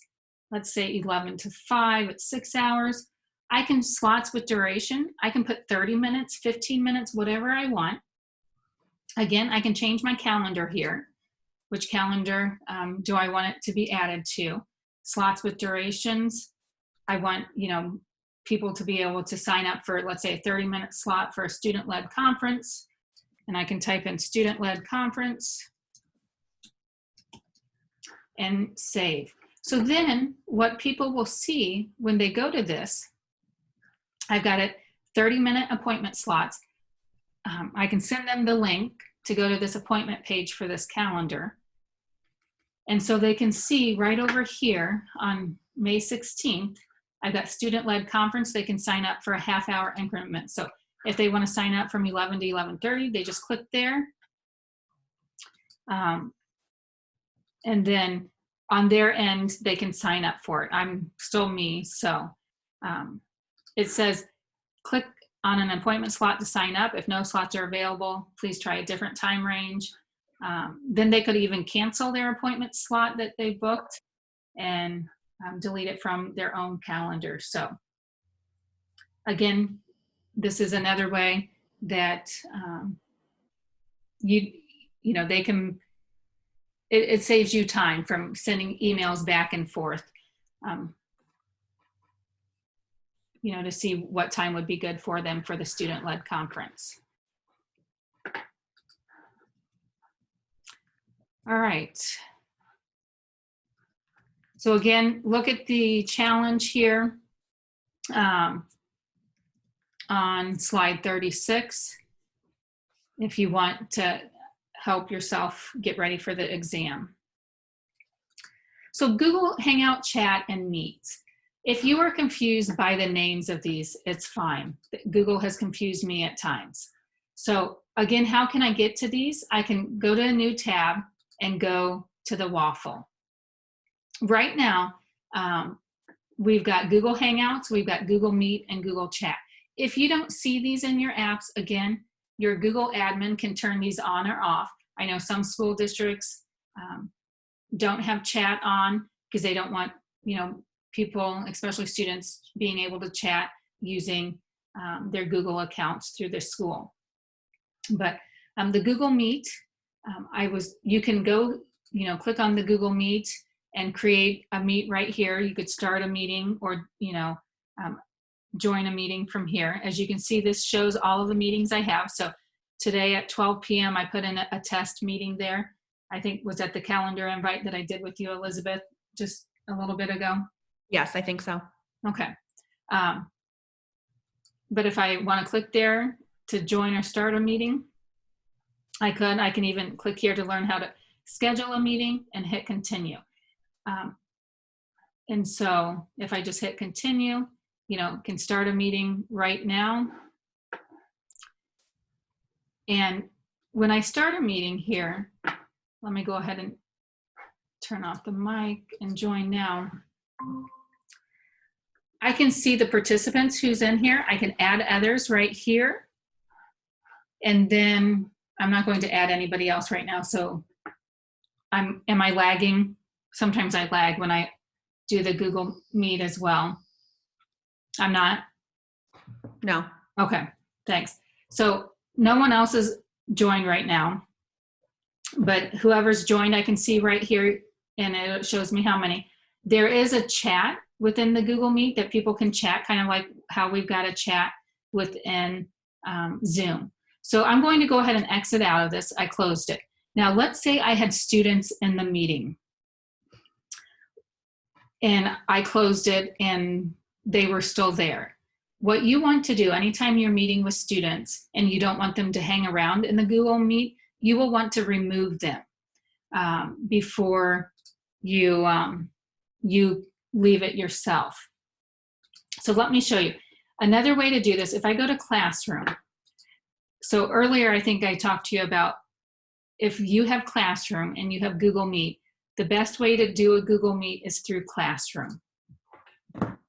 Because then that saves you a few steps that you don't have to, send a calendar invite if you know that you are meeting with the students every day, Monday, Wednesday, Friday at 10 a.m. or whatever time it is. So then the kids, all they would have to do would go to their Google Classroom and click on this link. So if I was a student here, let me go to Blake's account. And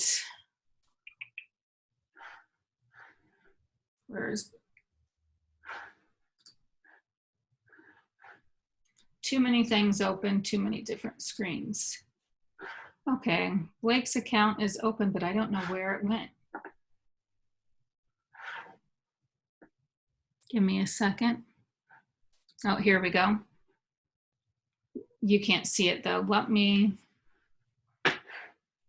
okay. So here's Blake's account. Here's his Google Classroom. So if Blake goes into this meeting right now, he can click on it, say it's whatever time it is, it's time to meet with my class. It will not let him enter the Google Meet until the teacher enters. So he gets this message and that he can't enter it. So then, you know, I can go back to my teacher view here. And if I, as a teacher, enter it, it's going to let me know. Let me mute it here and join now. Then as the student, Blake says, oh, it's time to meet. All he has to do is click on that. And then it's getting ready. And it's, do you see the difference now? It's letting him join now because the teacher's in. Before it didn't let him join because the teacher wasn't in and he got that error message. What some teachers are doing right now, using Google Meet, you know, if the class starts at 10, they may, you know, jump on the call or, you know, in the meeting room 10 to 15 minutes before the class starts, because then that might give the chance to talk. It may give you a chance as a teacher to talk to some of your students as well. So then if he clicks join now, he's in, I'm in, and this is the student view. So the student can see who's all in. And as you can see on the student view, am I in the, yeah. The student can't remove the participant. So if I go back to the teacher view, if I look to see the students that are in here, so if I turn my other camera on there, so Blake is the one not looking at the camera. That's his account, and that's pulled up using my other camera there. But if I, as a teacher, look here, and before I leave the class, I come over here to Blake right now, and I can remove him. If I hover over any of the students, I can unmute them as well. I can pin them, but he's muted. Why is that not working? Oh, is it not letting me unmute someone else? Is that true?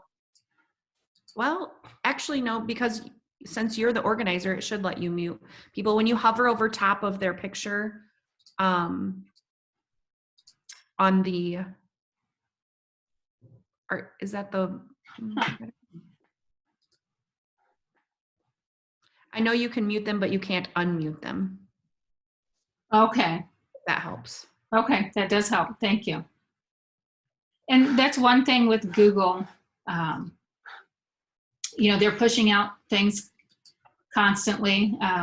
So just with this Google Meet, as you can see, some of you might not have known about that. This was just pushed out within the month of April to allow you to do that. So let me show you as a teacher, if I close out of the Google Meet and I haven't removed the students still stay there. So let's say I close out of it, I'm out of it, but the students are still there. How do I know the student's still there? I'm going into Blake's account here, and it's still showing that he is still in the meeting room. So you as a teacher, you will want to make sure you remove them before you leave. And then there's an option also that they could present their screen if they wanted to. You could present your screen as well. So with Google Meet, my suggestion, if you do have this option to go through Google Classroom and use the Google Meet there, I would do that. That is the safest. The link's there already. If not, can you do it the other way? You sure can. It requires more steps. So again, it's what you're used to. If you're more used to doing it through the app and starting the meeting and giving them the link before it begins, feel free to continue to do it that way.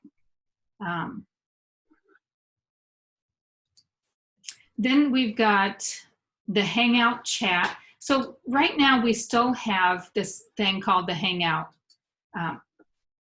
My understanding a year ago or so, Google was going to change Google or this Meet to Hangout Meet and this to Hangout chat. Well, they've just called it chat and meet. They've got rid of the word Hangout, but they still have this Hangouts there. Again, some of you may have it, some of you may not.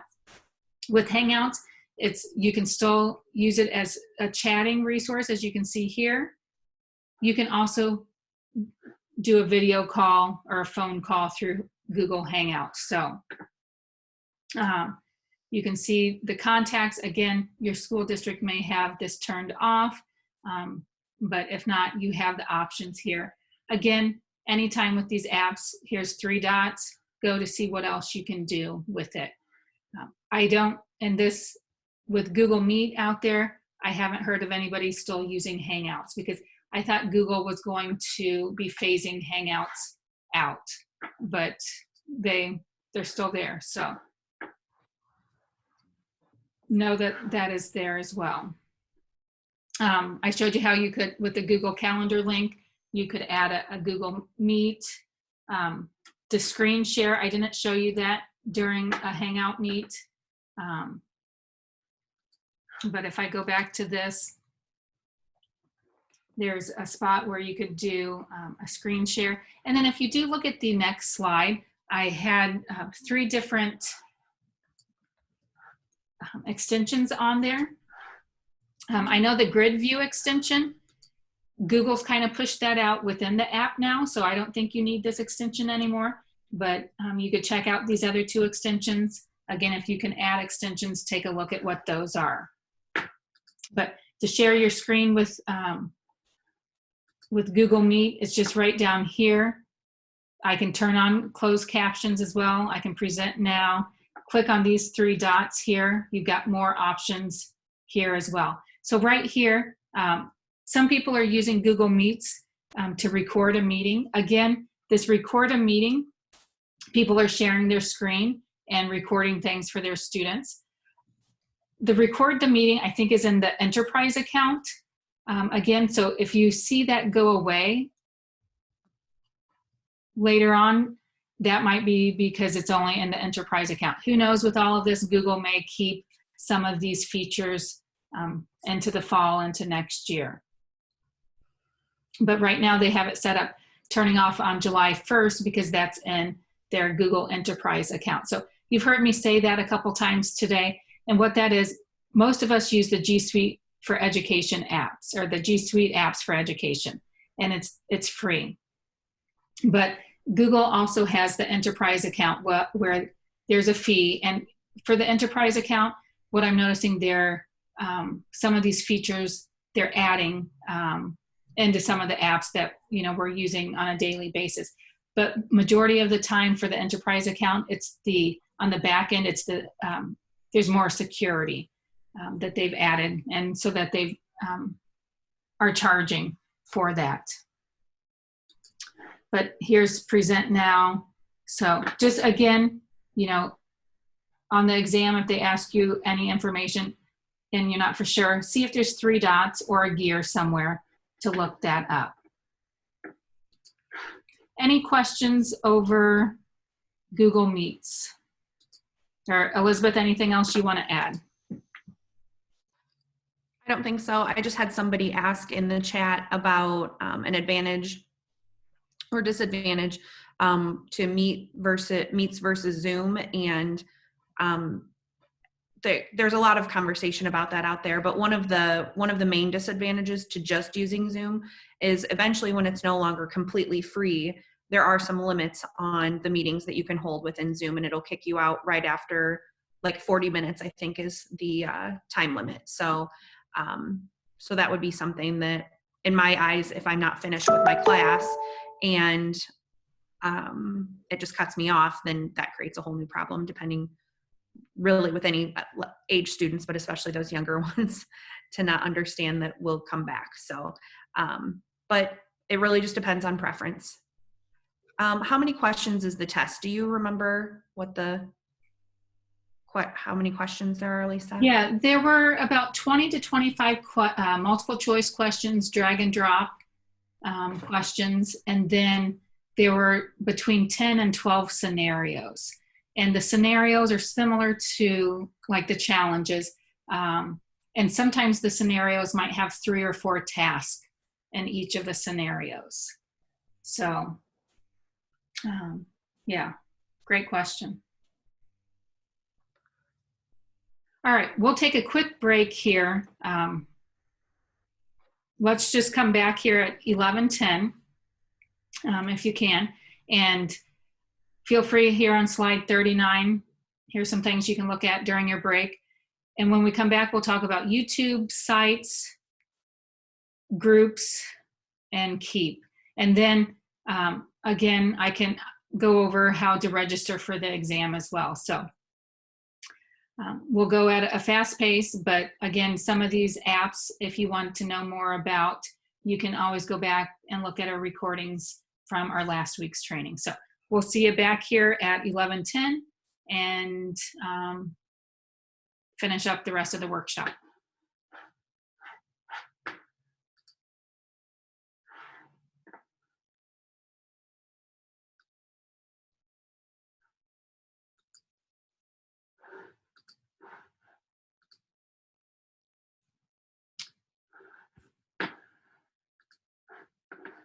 All right, so with YouTube, I have found this was an app that I didn't use that much, and this had caused me some stress at times. Not too much, but it did cause me some that there was a learning curve for me. So if I go up to a new tab, and I could go to the waffle and go to YouTube this way, or I can type in youtube.com. And I think we looked this up in a previous workshop about when Google acquired YouTube. And I can't even remember when that was. I don't know if it was it 2015 or 2016? Feel free to, you guys can Google it and put it in the chat when that was. But when I go into YouTube. It was 2006 and then I think we figured out it was like just under $2 billion or something. Oh, it was all the way at 2006. Okay. All right. So, wow. A lot of money they got. So when I go into YouTube, I can see what's recommended out there, and can look at it that way. I can see what's trending. So if you want to see what your kiddos might be talking about, whether it's your own kids or your students, see what's trending out there. Again, you can filter it by in the gaming, music, whatever is out there. Subscriptions. So you can, all of the channels you subscribe to, here's all of the videos that I subscribe to. So as you can see, NBC is one that I subscribe to. So I get a lot of information from NBC, maybe some of the shows out there as well. If I go over here to my library, this shows history, what I've looked at here most recently, what I've saved for watch later. Here's my playlist. So I'm going to get into all of this here. So if I want to, if I just go back to home and let me trying to think of, let me look up Alice Keeler. I don't know if I've looked her up before on YouTube. So Alice Keeler's got a website out there. It shows me how many people subscribe, how many videos she's got. So if I want to subscribe, the reason to subscribe to a channel is you'll get notifications when they upload videos, and the notifications come up here in the bell. So if I click up there, I can see here's my notifications that I've got.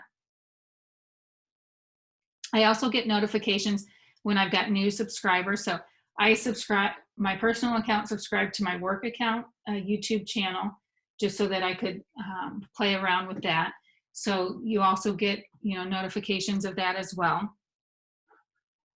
And do you have to subscribe? You don't, but what some of these people who are the famous YouTubers, what they can do, they can show businesses to say, hey, I have these, millions of subscribers, and they can get paid for advertising their product or having an advertisement on their channel when they're, either live or doing a recorded. There's that kid out there that just has created a channel. I think he has over 7 million subscribers, that he looks at new toys. Some of you may know who he is. I forget what his name is. Feel free to put it in chat if you know. And so they get, how does he make his money is, you know, different toy brands will give him the toys and give him money for, you know, doing a video about this toy and talking about it. So maybe some of you will aspire to become famous YouTubers as well. So if I go and look at any of the videos, since I've got Alice pulled up, I'll just click on hers. And if I want to, here she's got a bunch of different playlists of things.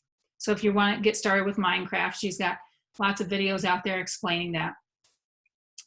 And it looks like she's got it all organized within playlist. But if you go, let me go back to Jerry Brooks. And with Jerry Brooks, here I've got his videos. It shows I'm subscribed to him. Here's how many subscribers he has, how many videos he has out there.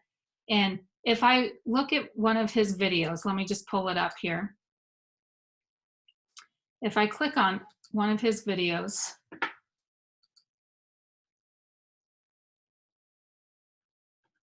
oh, my internet is going slow here. Okay, so with this video, you know, let's say this is a video I want to share with the students. I want the students to watch as well. I can come down here and I can hit share. And when I do that, I can get the copy of the URL link.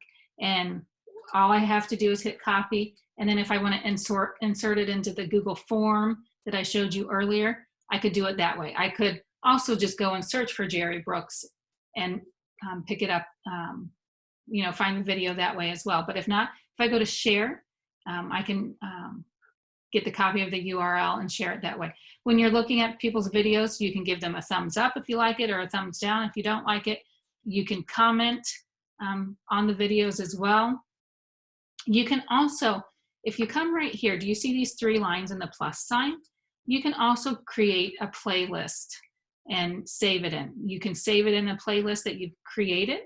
Again, it's another way to organize the videos. You can, if you don't see a playlist, this playlist is the playlist I have created. If you don't see the playlist, like the folder that you want it in, you can create a new playlist from here. So if I just want to put this in funny videos, I can put it in funny videos there. And it says added to funny videos. Again, I've got, 5 seconds if I want to undo that. Also, another thing with videos, if I go back down here to play later, I can put it in watch later. This is kind of like a bookmark, a place to bookmark, and you can go and watch it later if there's not a playlist that you necessarily want to put it in. If I go over here to the 3 dots, I've got some other options here to take a look at as well. So let me go back to, let me hit the 3 lines up here and go back to home. So another thing when you're seeing these videos right here, if I hover over the video, do you see right here, I can add it to my queue. This will just add it to the bottom of my screen on the right-hand side, and it'll show the ones I want to watch. Or this clock right here, this is automatically, it's up there on your screen that you can automatically put this into the watch later. So if I put this into the watch later, I can come over here to watch later. And this is all of the videos that I have put in this playlist about watching later. If I go here, I've got this playlist. So I've been putting all of the Google workshops into a playlist so that people can access later if they would like to. And so right now I've got 8 videos in here, and it shows one view of all of this playlist. I've made it public.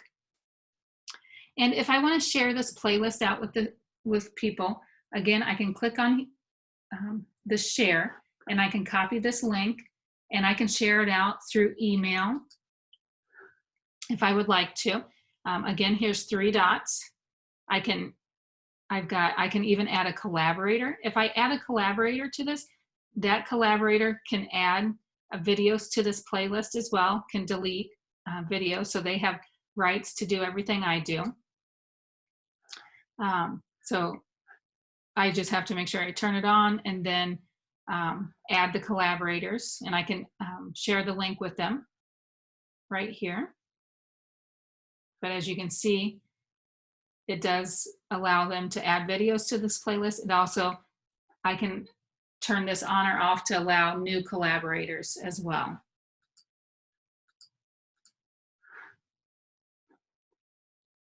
And then if I wanted to, I could put a description here, and then I could edit the title or edit the description as well.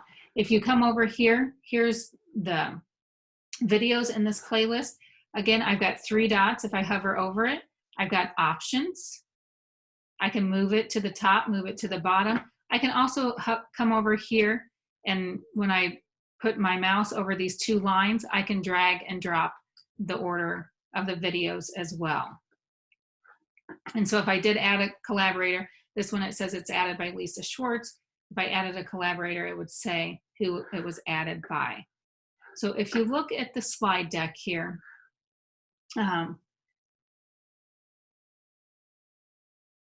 basically then what I just covered, again, if I went too fast in covering it, you will have access to look at this later, but sharing a playlist, the built-in bookmarking, watching later. I did show you earlier how you can put a YouTube video in Google Forms. Same thing, you can put a YouTube video in Google Slides or even into Google Classroom, and it doesn't display ads or show another video after that video is done playing. So again, quick overview here so I can make sure I get through the other apps that are on the exam as well. But I've got a challenge here on slide 41. Feel free to go back and try to do this. And again, if you have questions, once you're trying to complete the challenge, reach out to us. And hopefully, you know, over the course of time, and if you do use YouTube more, you will get more familiar with this. But if you look at that, the slide deck, just go over making sure you know how to do those things for the exam. Elizabeth, anything else you want to add? We just had one question in the chat about how to set permissions to the videos that you upload.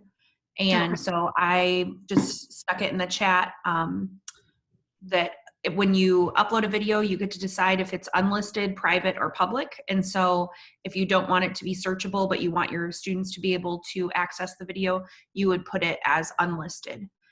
That just means that they need to have the link to view your video. So you could put that link into the Google Classroom or whatever learning management system that you're using.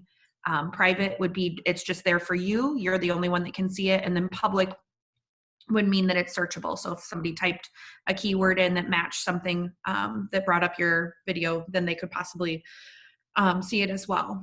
I just had another question about a passing grade for the exam and how retakes are handled as well. So Lisa, do you want to kind of touch on that a little bit? Sure. On the exam, thank you, Elizabeth, for talking about YouTube as well. Sure. Before I talk about the exam, so again, we talked about YouTube last week in a workshop. Feel free to access that. We did go more in depth than what I spent this time going over it. But again, this was just prepping people for the exam. So again, I hopefully don't mean to stress you out, but there is a lot more to YouTube than what I went over. But what I covered was just trying to prep you for the exam. So the exam, that question, you do need to have an 80%. And if you don't, I just had someone email me this week and they, he or she didn't get an 80%, they got a 74%. It gave them suggestions on what they need to review. Basically, this teacher just ran out of time.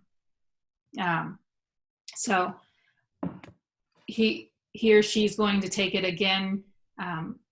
Here it was, they could take it again within 14 days. So I think their 14 days is today, so they could apply and take it again today. So you can, if for some reason, if that teacher would fail it today, then I think they have to wait 60 days, then they could take it again. And then I think you have up to 3 times to take it, 60 days and then maybe a year. You could take it. So you can retake it if you don't pass it the first time. So great questions. So real quick here on the YouTube, also, if I come here, it says your channel. If you haven't ever accessed your channel before or created it, it'll say create your channel. So you'll want to create your channel right here. So, and then this is how I can upload my videos right here. I can also come up here and create and upload videos. And then, so if I go to content, I can look at the content. Here's the videos, as you can see. Here's public that I published. I have some videos here that are private, that aren't public, just to show you that you can make them private or even make them unlisted as well. So if you click on that, you can learn more about that. Again, we did cover this more in depth on the YouTube last week, the YouTube workshop last week, and I don't think we've got a Google Level 2 exam workshop covered or scheduled yet. Again, we did one earlier in April, but we'll probably have another one in June that we'll cover and go more in depth on YouTube as well. So moving on to Google Sites, this is another one you need to know about, another app. And again, how do you get to Google Sites? Couple different ways. You can, go to the waffle and go to Sites. You can also type in sites.new to open up a new site. And basically what Google Sites is you're creating a web page. Again, don't be overwhelmed by all of these apps out there. Just know that they're available, and this is another way you can communicate with people. Before Google Classroom, some teachers were communicating with their students via a Google site. Some teachers communicate with their parents via a Google site. Is it necessary? No, it's not. It's yet another tool in your toolbox if you so choose to use it. How I use this in my classroom, I had the students create a student portfolio. They do, if you look right here, they have a template that you can set up, the kids could use. Could they start from scratch? They could. And with that student portfolio, so the other day I'll pull up the site. It's the one that's freshest in my memory here. That you can insert a picture. So this is my youngest son, Blake. You can put a picture in here. You can put a slide deck in here. So this is the slide deck from the Google certification. Again, that's on the YouTube channel, but feel free. You can access this. I also linked this into our slide deck for today, going over, explaining why I would want to take the level 1 exam, why you would want to take the level 1 exam, and talks about the Google certifications a little bit more in depth. So, when I publish this site, then if I go up here to preview, you can see what it's going to look like on the computer. If you come down here, you can see what it's going to look like on a phone or a tablet. So with Google Sites, people can access this via these three, tablet, phone, or screen, and this is what it would look like on different ones. So they could still access things on here. Again, I'm just used to using the large screen, and so when people would access this, it would just kind of go through the workshop, the slide, and they could see the information here. Again, you could select which slide you want to go to look at from here as well. So it's a way, another way to disseminate information. You can, so let me get out of this. So just know then how to insert text boxes. You can insert pictures. So if I come over here to the Insert tab, I've got Insert Pages and Themes. So if I come up here to Insert Text Box, I can just click on Text Box. It goes right there. But again, it's kind of similar to Form. I can move it around. I can drag it and drop it different places on the page if I want by clicking on those. I think this one has, how many dots is that? 12 dots maybe is on it. And I just click on that and drag and drop it where I want. I can type in it. I can put buttons. I can put several images in there if I want for the image carousel. I can even put a YouTube video in here. So again, It's another tool. Is it the tool that might fit best for you in your classroom? It may not, but just to know about it. Again, I'll just put Jerry Brooks in here.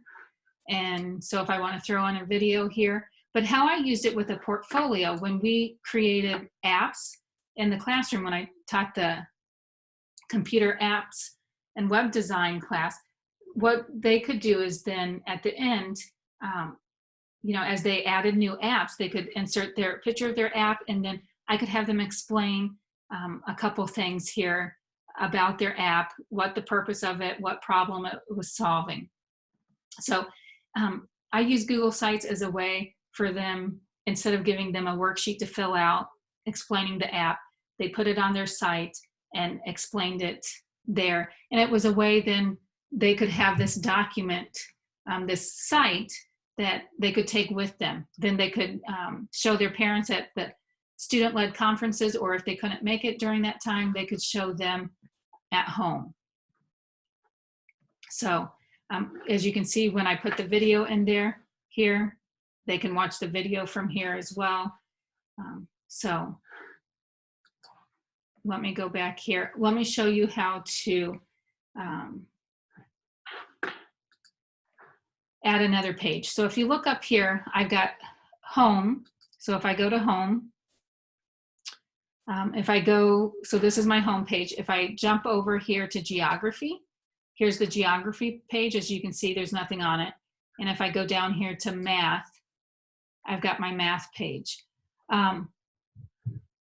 But how do I insert the pages? If I go up here to pages, if I want another page to come off of home, I'm clicked on home,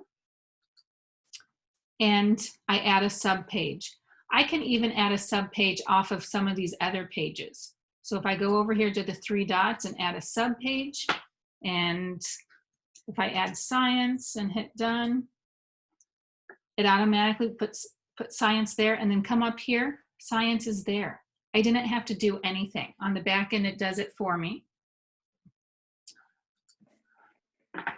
And then the themes, you do have some choices on, you can change the look and the themes or the theme of this website. Again, another thing up here, look at, there's a gear and there's 3 dots. And with these 3 dots, again, you can see version history here. You can duplicate a site.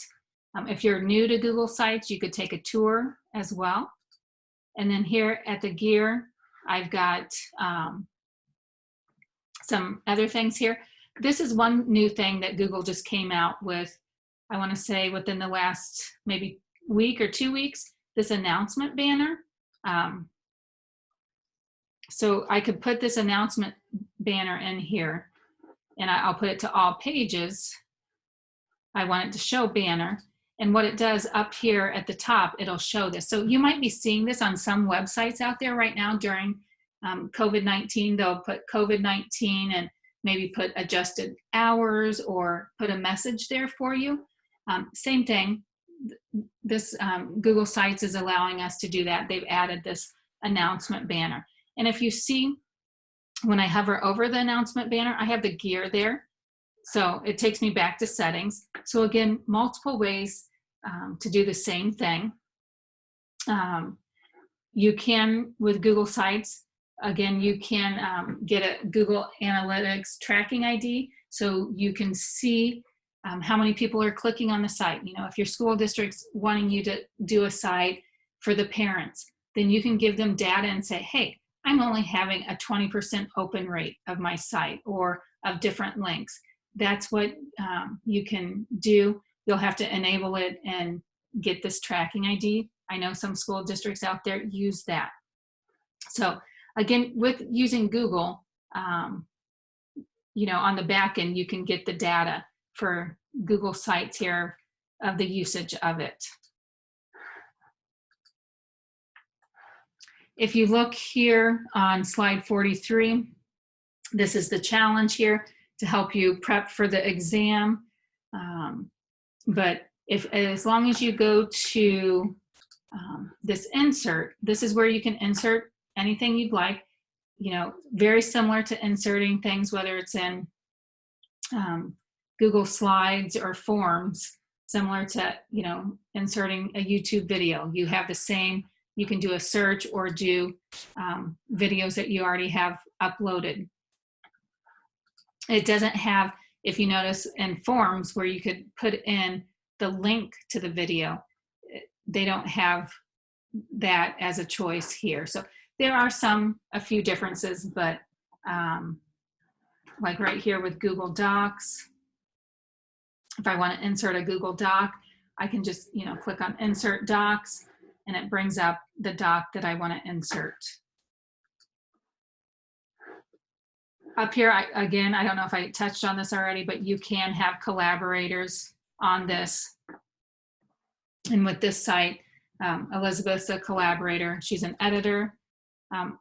I can make her an owner. I can remove her at any time. So you have choices there. Again, when I'm ready, I can publish it.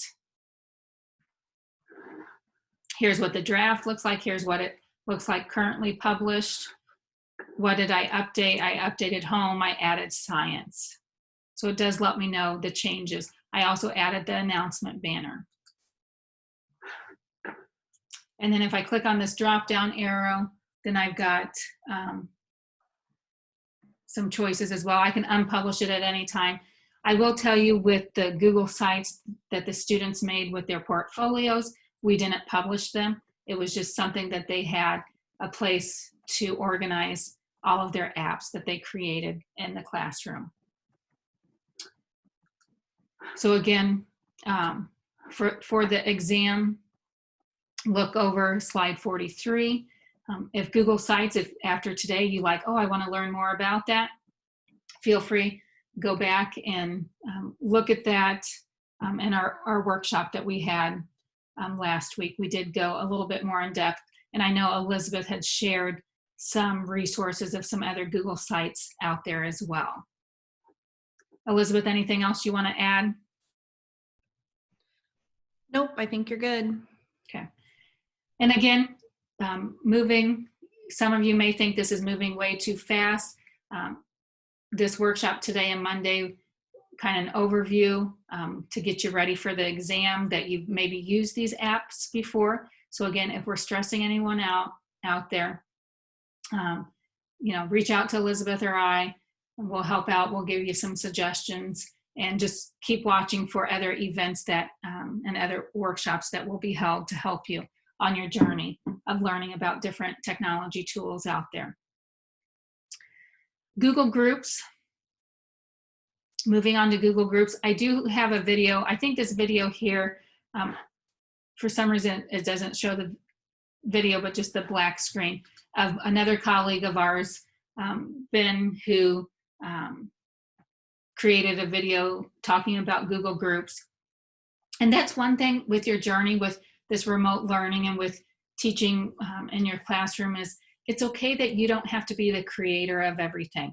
There are lots of free resources out there. So before you go to Teachers Pay Teachers and spend a lot of money on some material, my suggestion, see if, reach out to Elizabeth and I and see if we can help you, or Google it to see. There's a lot of Google innovators out there that part of being a Google innovator is you have to try to solve a problem, and many of them are curating material, making material, and sharing it with all of us. So it's amazing how education has transformed over the years, because when I first started teaching 20 years ago, teachers were very protective of what they were creating and weren't sharing it with others as much as many people are out there now. So talking about groups, what a Google group, there are 4 types you can choose from. It could be an email list, web, question and answer, or collaborative inbox. So some of the skill set for this is know how to create a Google group and set some basic group permissions. So let me switch over to that. How do you get to Google Groups? Again, you can go to a new tab and go to the apps. You can type in groups.google.com.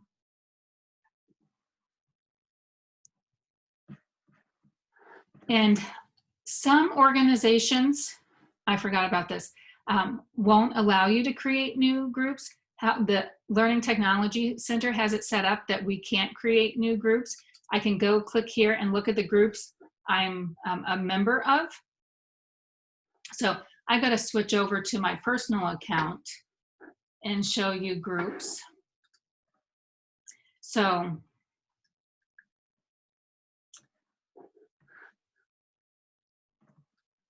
oh, I've got a lot of tabs open.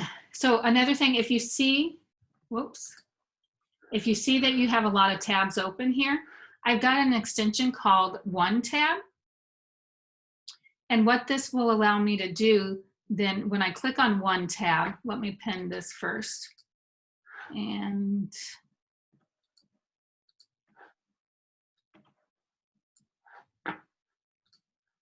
so any of the tabs that I don't have pinned, if I click on One Tab, what that extension does, it clears out all of the tabs there that were up there, because that was quite a bit there. I had, what, 24 tabs open, oh my. And it puts them in a list here for me. So I was doing some research earlier and that I need to go back to, and it led me to a bunch of different tabs. So again, if that drives you crazy having that many tabs open, getting the One Tab extension will then put it in a list for you, then I can go back and look at later. So right here, I'm a member of the Google group, the Google for Education Certified Trainers. And this is what a group would look like. I would also get this in emails too. So let me show you in groups. So creating a group, all you have to do is, if you have access to create a group, hit create a group. Now, let me tell you this again. If you don't have access to some of these apps, don't panic, because what happens on the exam, during the exam, Google gives you a Google account that is only for the exam. You have access to it only during the exam. You don't touch any of your Google accounts during, or you don't touch your Google account or any of the apps within your account during the exam. They create a fictitious drive for you. They create emails for students, emails to parents, administrators, all of that they create on this Google account that you will use during your exam. So you don't have to worry if you don't think your drive or your email is organized, and because you won't use it, they won't see it during your Google exam. So going back here then to groups, so I hit create. I can give it a group name. So whether you're working with, students or educators, if you're in a large school district, or even if you're setting up a group of teachers throughout your region, you can give it a group name. So if I just call this maybe science teachers. And so right now, this group email is already taken, the scienceteachers@googlegroups.com. So if I want to just put science teachers and put a number after it, I can put a number after it. Here's the group email address, Science Teachers 18. I can put a group description here. If you're a science teacher in the area, please join this group, whatever I want to say. I can change the language here. And I can select what kind of group type I want. So do I want them to be able to get email lists from here and email back and forth? I can put that. I can do a web forum, a Q&A forum, or a collaborative inbox. I'll go ahead and do an email list. And what this allows them to do is post from the web or through email. And then group visibility. Do I want anyone on the web to find this, or do I just want just the members of the group? So usually how this is set up with a group, again, you do have the options. I guess the groups I'm in are just all members of the group can see it. They don't allow anyone on the web to see it, but I'm sure there's some out there. View topics, again, select groups of users, and you can manage this, turn these on or off. Post, who do you want allowed to post? Again, here you can see who you can allow to post. You can turn those on and off. And then how do they join the group? Select who can join in. Again, anyone on the web, only invited users, or anyone can ask. So on this one, I'll just put only invited users, and then I can hit create. Now, later on, if I want to change this, can I go back and change some of these settings? I sure can. And so it says your Google group's been created. And right here, this is where I have, I can put a new topic. I can post from the Google groups here, or I can post in the email. And this is where I can invite people as well. If I come over here,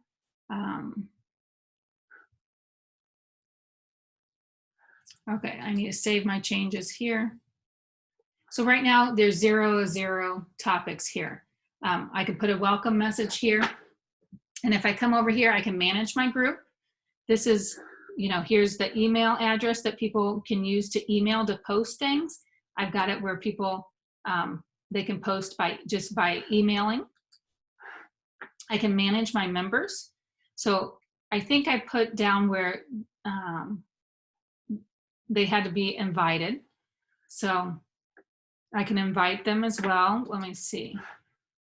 Here's my members. So I can, if I can see the members, I can sort by join date. I can go back here to manage to look at that.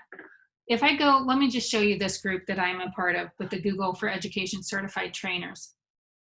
So here's all of the, someone was asking me if they could get extended time if you have a disability on the, if you have a disability, if you could get extended time for the exam. So I looked that up to see if anybody had posted that, and there was information. So if I want to post a new question right here, I can post a new question here, or I can even post it in my email.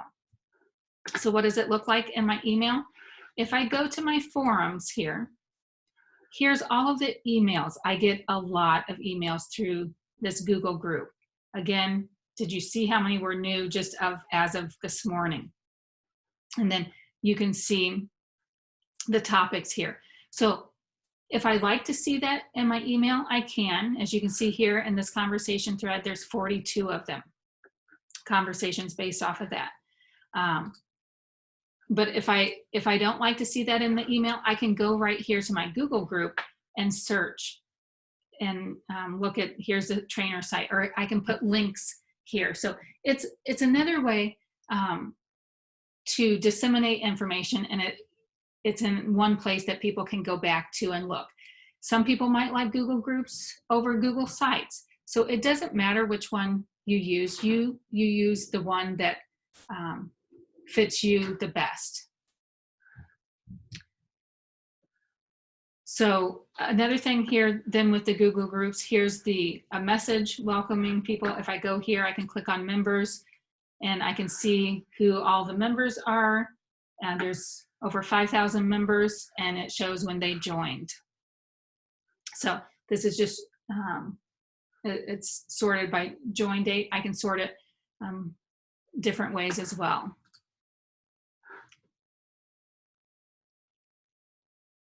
So again, let me look at the slide deck here.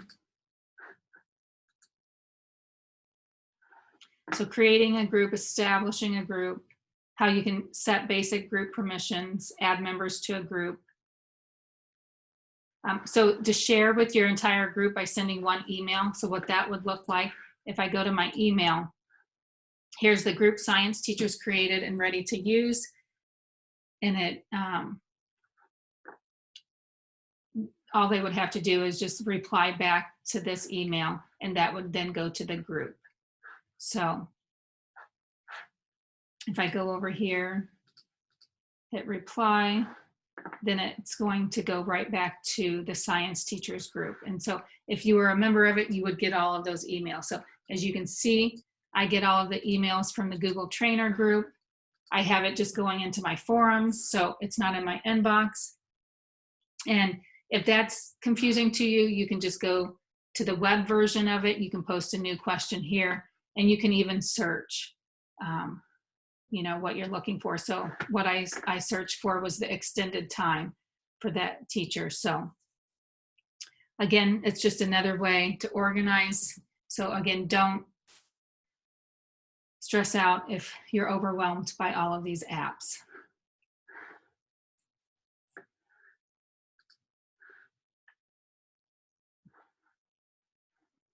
All right, Google Keep. Basically, this is yet another tool that you can use to organize your thoughts, messages, notes, whatever you want. So there is an extension that you can use to even, well, let me first talk about what Keep is, and so you can look at it. So again, you can go to keep.google.com or come over here to your apps to go to Google Keep. It's basically what it reminds me of is like a bulletin board. So I can put different messages here. I've got my signature here so that I can insert it on documents if needed. I can even pin, use the Google Keep extension to kind of bookmark sites out there too. So you can see that I've got pictures I can put, websites, I even have GIFs that I can put there. So again, if you're feeling like this right now, it is okay. This is a lot to take in if you're brand new to Google, but if you've used some of the Google apps before, again, just trying to help prepare you for the exam. So what I can do, I come up here, I can take a note. When I take a note, I can have it remind me if I want. I can add collaborators to this note, change color to it, add images. I can archive it if I want. Also, I can pin it. So if I pin the note, my pin notes maybe that I use a lot can be at the top. I can click on these three dots. I can add a label, drawing. So when I add the labels again, that's another way to organize. Kind of like when you added a label in Gmail, you're adding a label, maybe a bunch of these different notes into one label. You can even show check boxes. So again, click on different things, see what happens, but the check boxes are for lists. So if you put grocery list or a list of things that you need to do on here, that's another thing. So if you come over here, if you archive something, it goes into this archive folder. You can edit labels, Google Notes, reminders. You can even trash things. So again, when I first learned about it, I use this a lot. Do I use this as a tool much? I do some. I like where I can do the Google Keep extension on websites I like, but then it's kind of like with my bookmarking. Sometimes I forget I bookmarked them.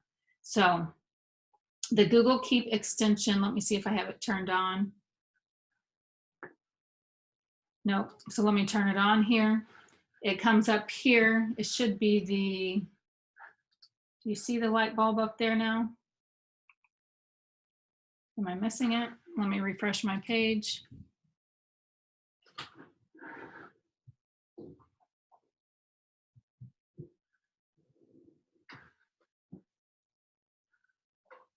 Help me out. Am I missing the light bulb? Oh, there it is. It's not yellow. I was looking for yellow. This says save to keep. So if I was on, if I wanted to bookmark this web page I was on, come up here, click on save to keep. And so what this is going to do, it brings up, hey, do I want to take a note about this website I'm saving to keep? And I can maybe say, oh, this is the Google Workshop videos. And then right there, it's saving. So then if I go over to my Google Keep, if I refresh it, then it should be saved in here. And it's saved right here. Here's the website, and I put a note, Google Workshops. So I didn't have to actually go to the app.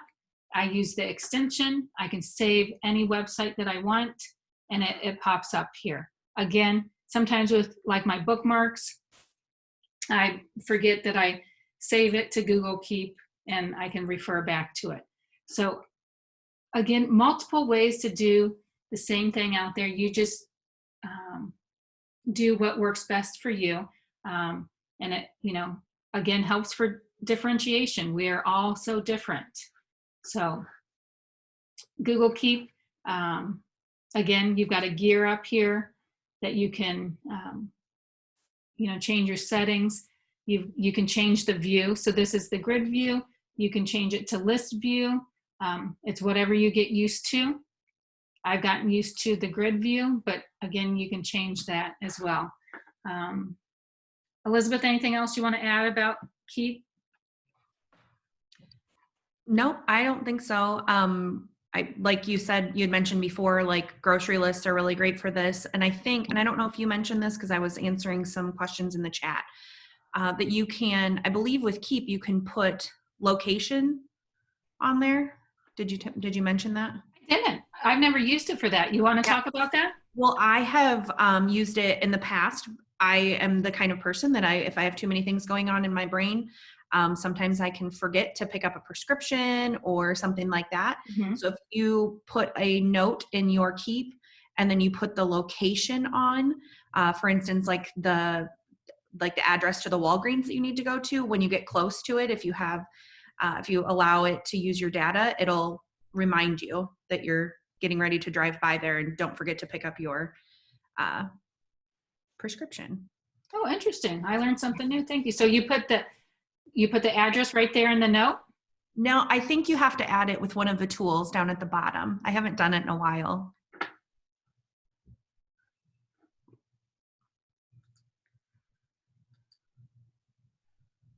Okay, so that's a good challenge. We can take a look at that, Google it, and see if we can learn how to do that. So if not, reach out to Elizabeth, and maybe once she plays with it, it'll jog her memory. But there you go. See, as you can see, with all of these apps, there's so much to know. I don't know everything. Elizabeth knows that she's used this before. She doesn't use it all the time, so it's taking her a minute to think, okay, how did I do that? So is that okay? That is. Don't beat yourself up with not knowing everything about all of these apps. Again, what this prep exam on Monday and Wednesday here is just to familiarize, maybe introduce some of these apps, just to know, to be aware of that you might be asked on the exam. Again, if you're all new to this and you're like, ooh, yes, this is something I want to do, or you still have nerves about it, reach out to us. We can be your cheerleaders and be your accountability partner to help you through this journey. But we think you can do this, and it's just nice to know that someone's out there that can help you through the process. I do want to share back on slide 2, or no, where did I put the link in for the Google certification? Oh, here it is. On slide 7, go to this slide deck, take a look about, open it up, take a look at it. It does walk you through some of the Google level 1 as well. We did a workshop on it too, that you can go back and look at the video. It's just like anything, it's a lot to take in. Will you remember everything? Maybe you will. Please teach us your skills on how you memorize everything, and I'd love to learn that. But hopefully this will get you some more questions answered as well. But going back here to today's slide deck, I know I've got a couple minutes left, but again, I respect your time. Whenever you need to leave us, please leave us. I did on slide 47, this does talk about digital citizenship. Be aware of that. If you did, kind of go back through the training on the Google site, in the Education Center, it does talk about digital citizenship.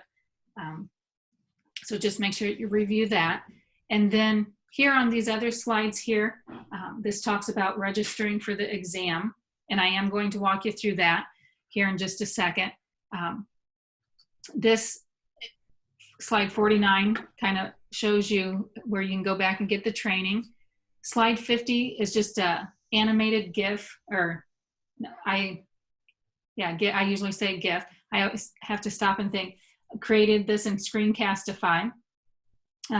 And this kind of just shows you, walks you through where to put some things when you're registering.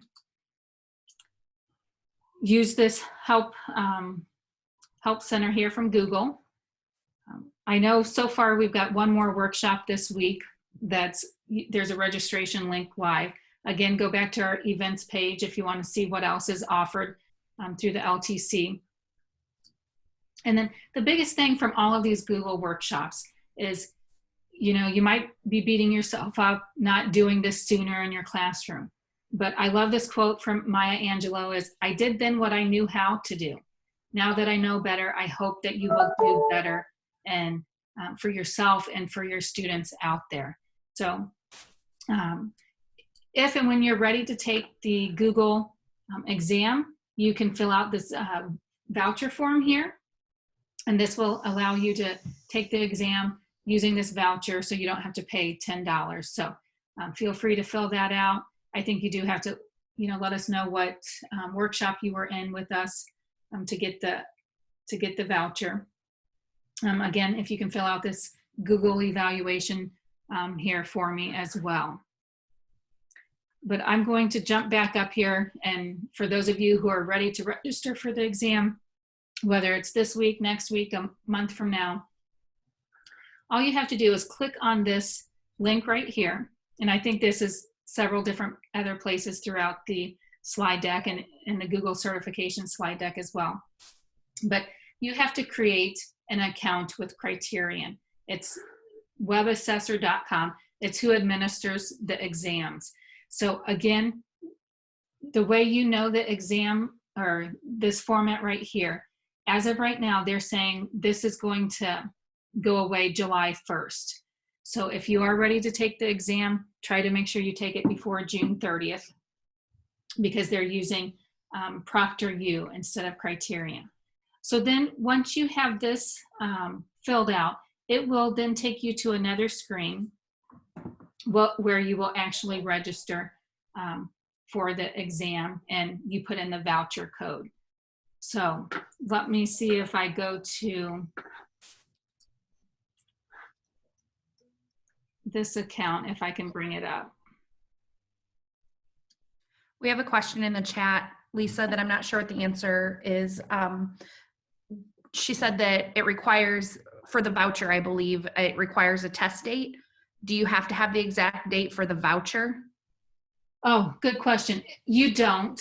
I didn't think so, yeah. But yeah, we ask that because it's just like with anything. If you don't have a date in mind, some people might get the voucher and then forget to take it and forget all about the voucher. So we do have to pay $10 for the level 1 exam. We had to pay $10 for each of these vouchers. So if you request a voucher and you're not going to use it, please let us know. We have had some people return them back to us so then we can allow other teachers to use them. So that's the main reason we put a date in there, so that you will hopefully put that on your calendar and remember to take the exam. So then once you've logged in, once you've created your account with Criterion, then this is where you can go to register for your exam. So I don't know if you saw these up here. So here's my certifications, here's my receipts, here's register for the exam, and here's my assessment. So if I go to register for an exam and I go for educators, here it should then allow you to register for this exam and take it. It's not allowing me since I've already taken the exam. It won't let me take it again. I've passed it. But instead of putting in credit card information, you can put in the voucher in there, and then that saves you $10. But just know it might be kind of confusing in the beginning, but once you create your account right here, then you will log in and it will take you where you can then register for the exam. And I know when you register for the exam, once you register for the exam, it says till you have 8, I think on some of our material it says 7 days, but I just had a teacher register and it gave them 8 days to take the exam in. So you had 8 days to take the exam. Once you do start the exam, you've got 3 hours then to finish it. One thing that I learned is that it takes a little while for the testing materials to be built and sent to you. So when I took my level 1 exam, I was planning to register and then take the exam right away.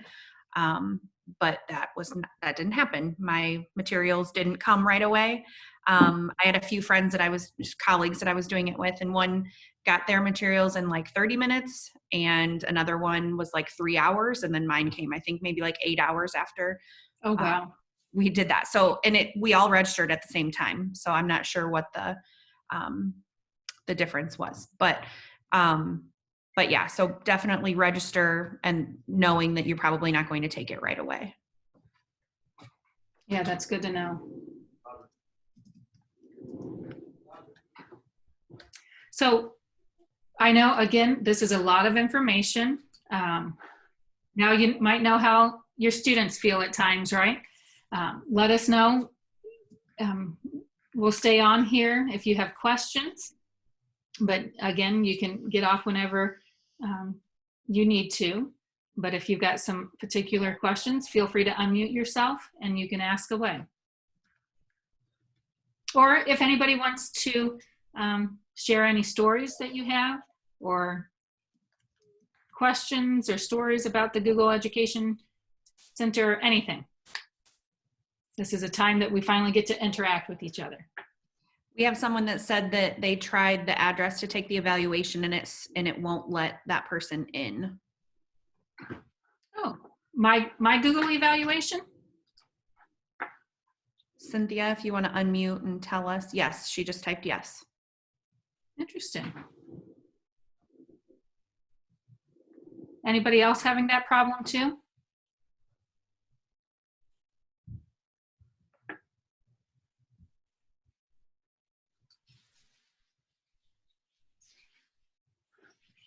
I went to the address bar and put it in and it wouldn't let me do anything. It said it may have mistypes or too many letters.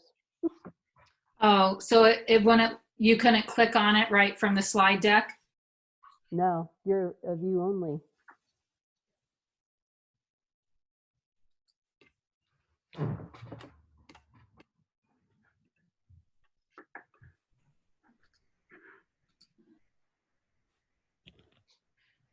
I think if you click on the word evaluation, it should pop up below that you would be able to click on it.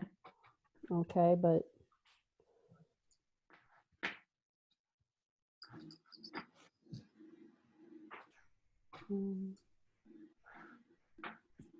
We have another question. Is the sign in for today different than Monday? It's the same link, correct, Lisa? Correct. Same link. So Cynthia, what I'll do, I'll real quick share my screen again. And what I've done, I put the bit.ly link into my personal account. And so then if I go to the evaluation here, what I might have to do, I click on the word evaluation and then underneath I have the link. When I'm not in presentation mode, then I have to click on that link that comes underneath it. So then click on that link and then it should pop up.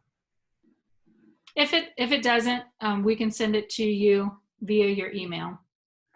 okay. Yeah, you might go ahead and just do that anyway. Okay. That's how I did the sign in from you yesterday Oh, okay. or the other day. Yeah. Hey, the days are all going together here for me. We have another person that's asking about taking the exam on a personal email address as opposed to a school email address. You can, if you do take it on a school email address, there is a way that you can get your certification transferred. But if you take it on a personal email, then you never have to worry about that if you end up leaving your position and losing access to that account. So it's totally up to you how you want to do that. And you do want people to sign in again today, correct, Lisa? I do. I just, in case if we would get audited from Isb, you know, they want to see the people who registered and attended today. I just want to make sure on up front we've crossed all our T's, dotted all of our I's. So Diane, I saw your comment in the chat, and you need to go to keep.google.com. I think you have the keep and Google in the wrong order. And feel free, guys, you can unmute yourself and ask away if you're still with us. But you can still use chat too. It's what you feel comfortable with. I just know during the workshop, since we've had so many people join us, that to manage it, we've had to just ask you to put it in chat. But now that we're done with the workshop, you can unmute yourself. So do we have to sign in again if we already signed in on Monday? Yes, I would, just because then it timestamps and it shows that you were in this session, just in case if, again, just trying to have everything that Isb might ask of us. Yeah, but it'll timestamp that I signed it at the end. I didn't realize I had to. Oh, that's fine, as long as it's today. I don't think they're going to be that particular looking, if they even ask to see it. Okay. So when, I'm sorry, I'm asking the same question, but so do I just make a new slide? Because I thought our sign in was where we made that slide introducing ourselves yesterday. So do we just duplicate that so there's a second slide, or do I just completed the evaluation for today. Is that enough? If what we were talking about, the sign in, and I think this is what maybe Diane or whoever else was asking this, it's on slide 2 and it's step number 1. It'll be signed into that form. The picture had the picture of the beach. So if you've signed in there, then you should be fine.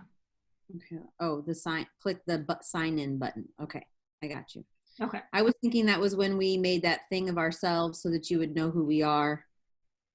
Okay.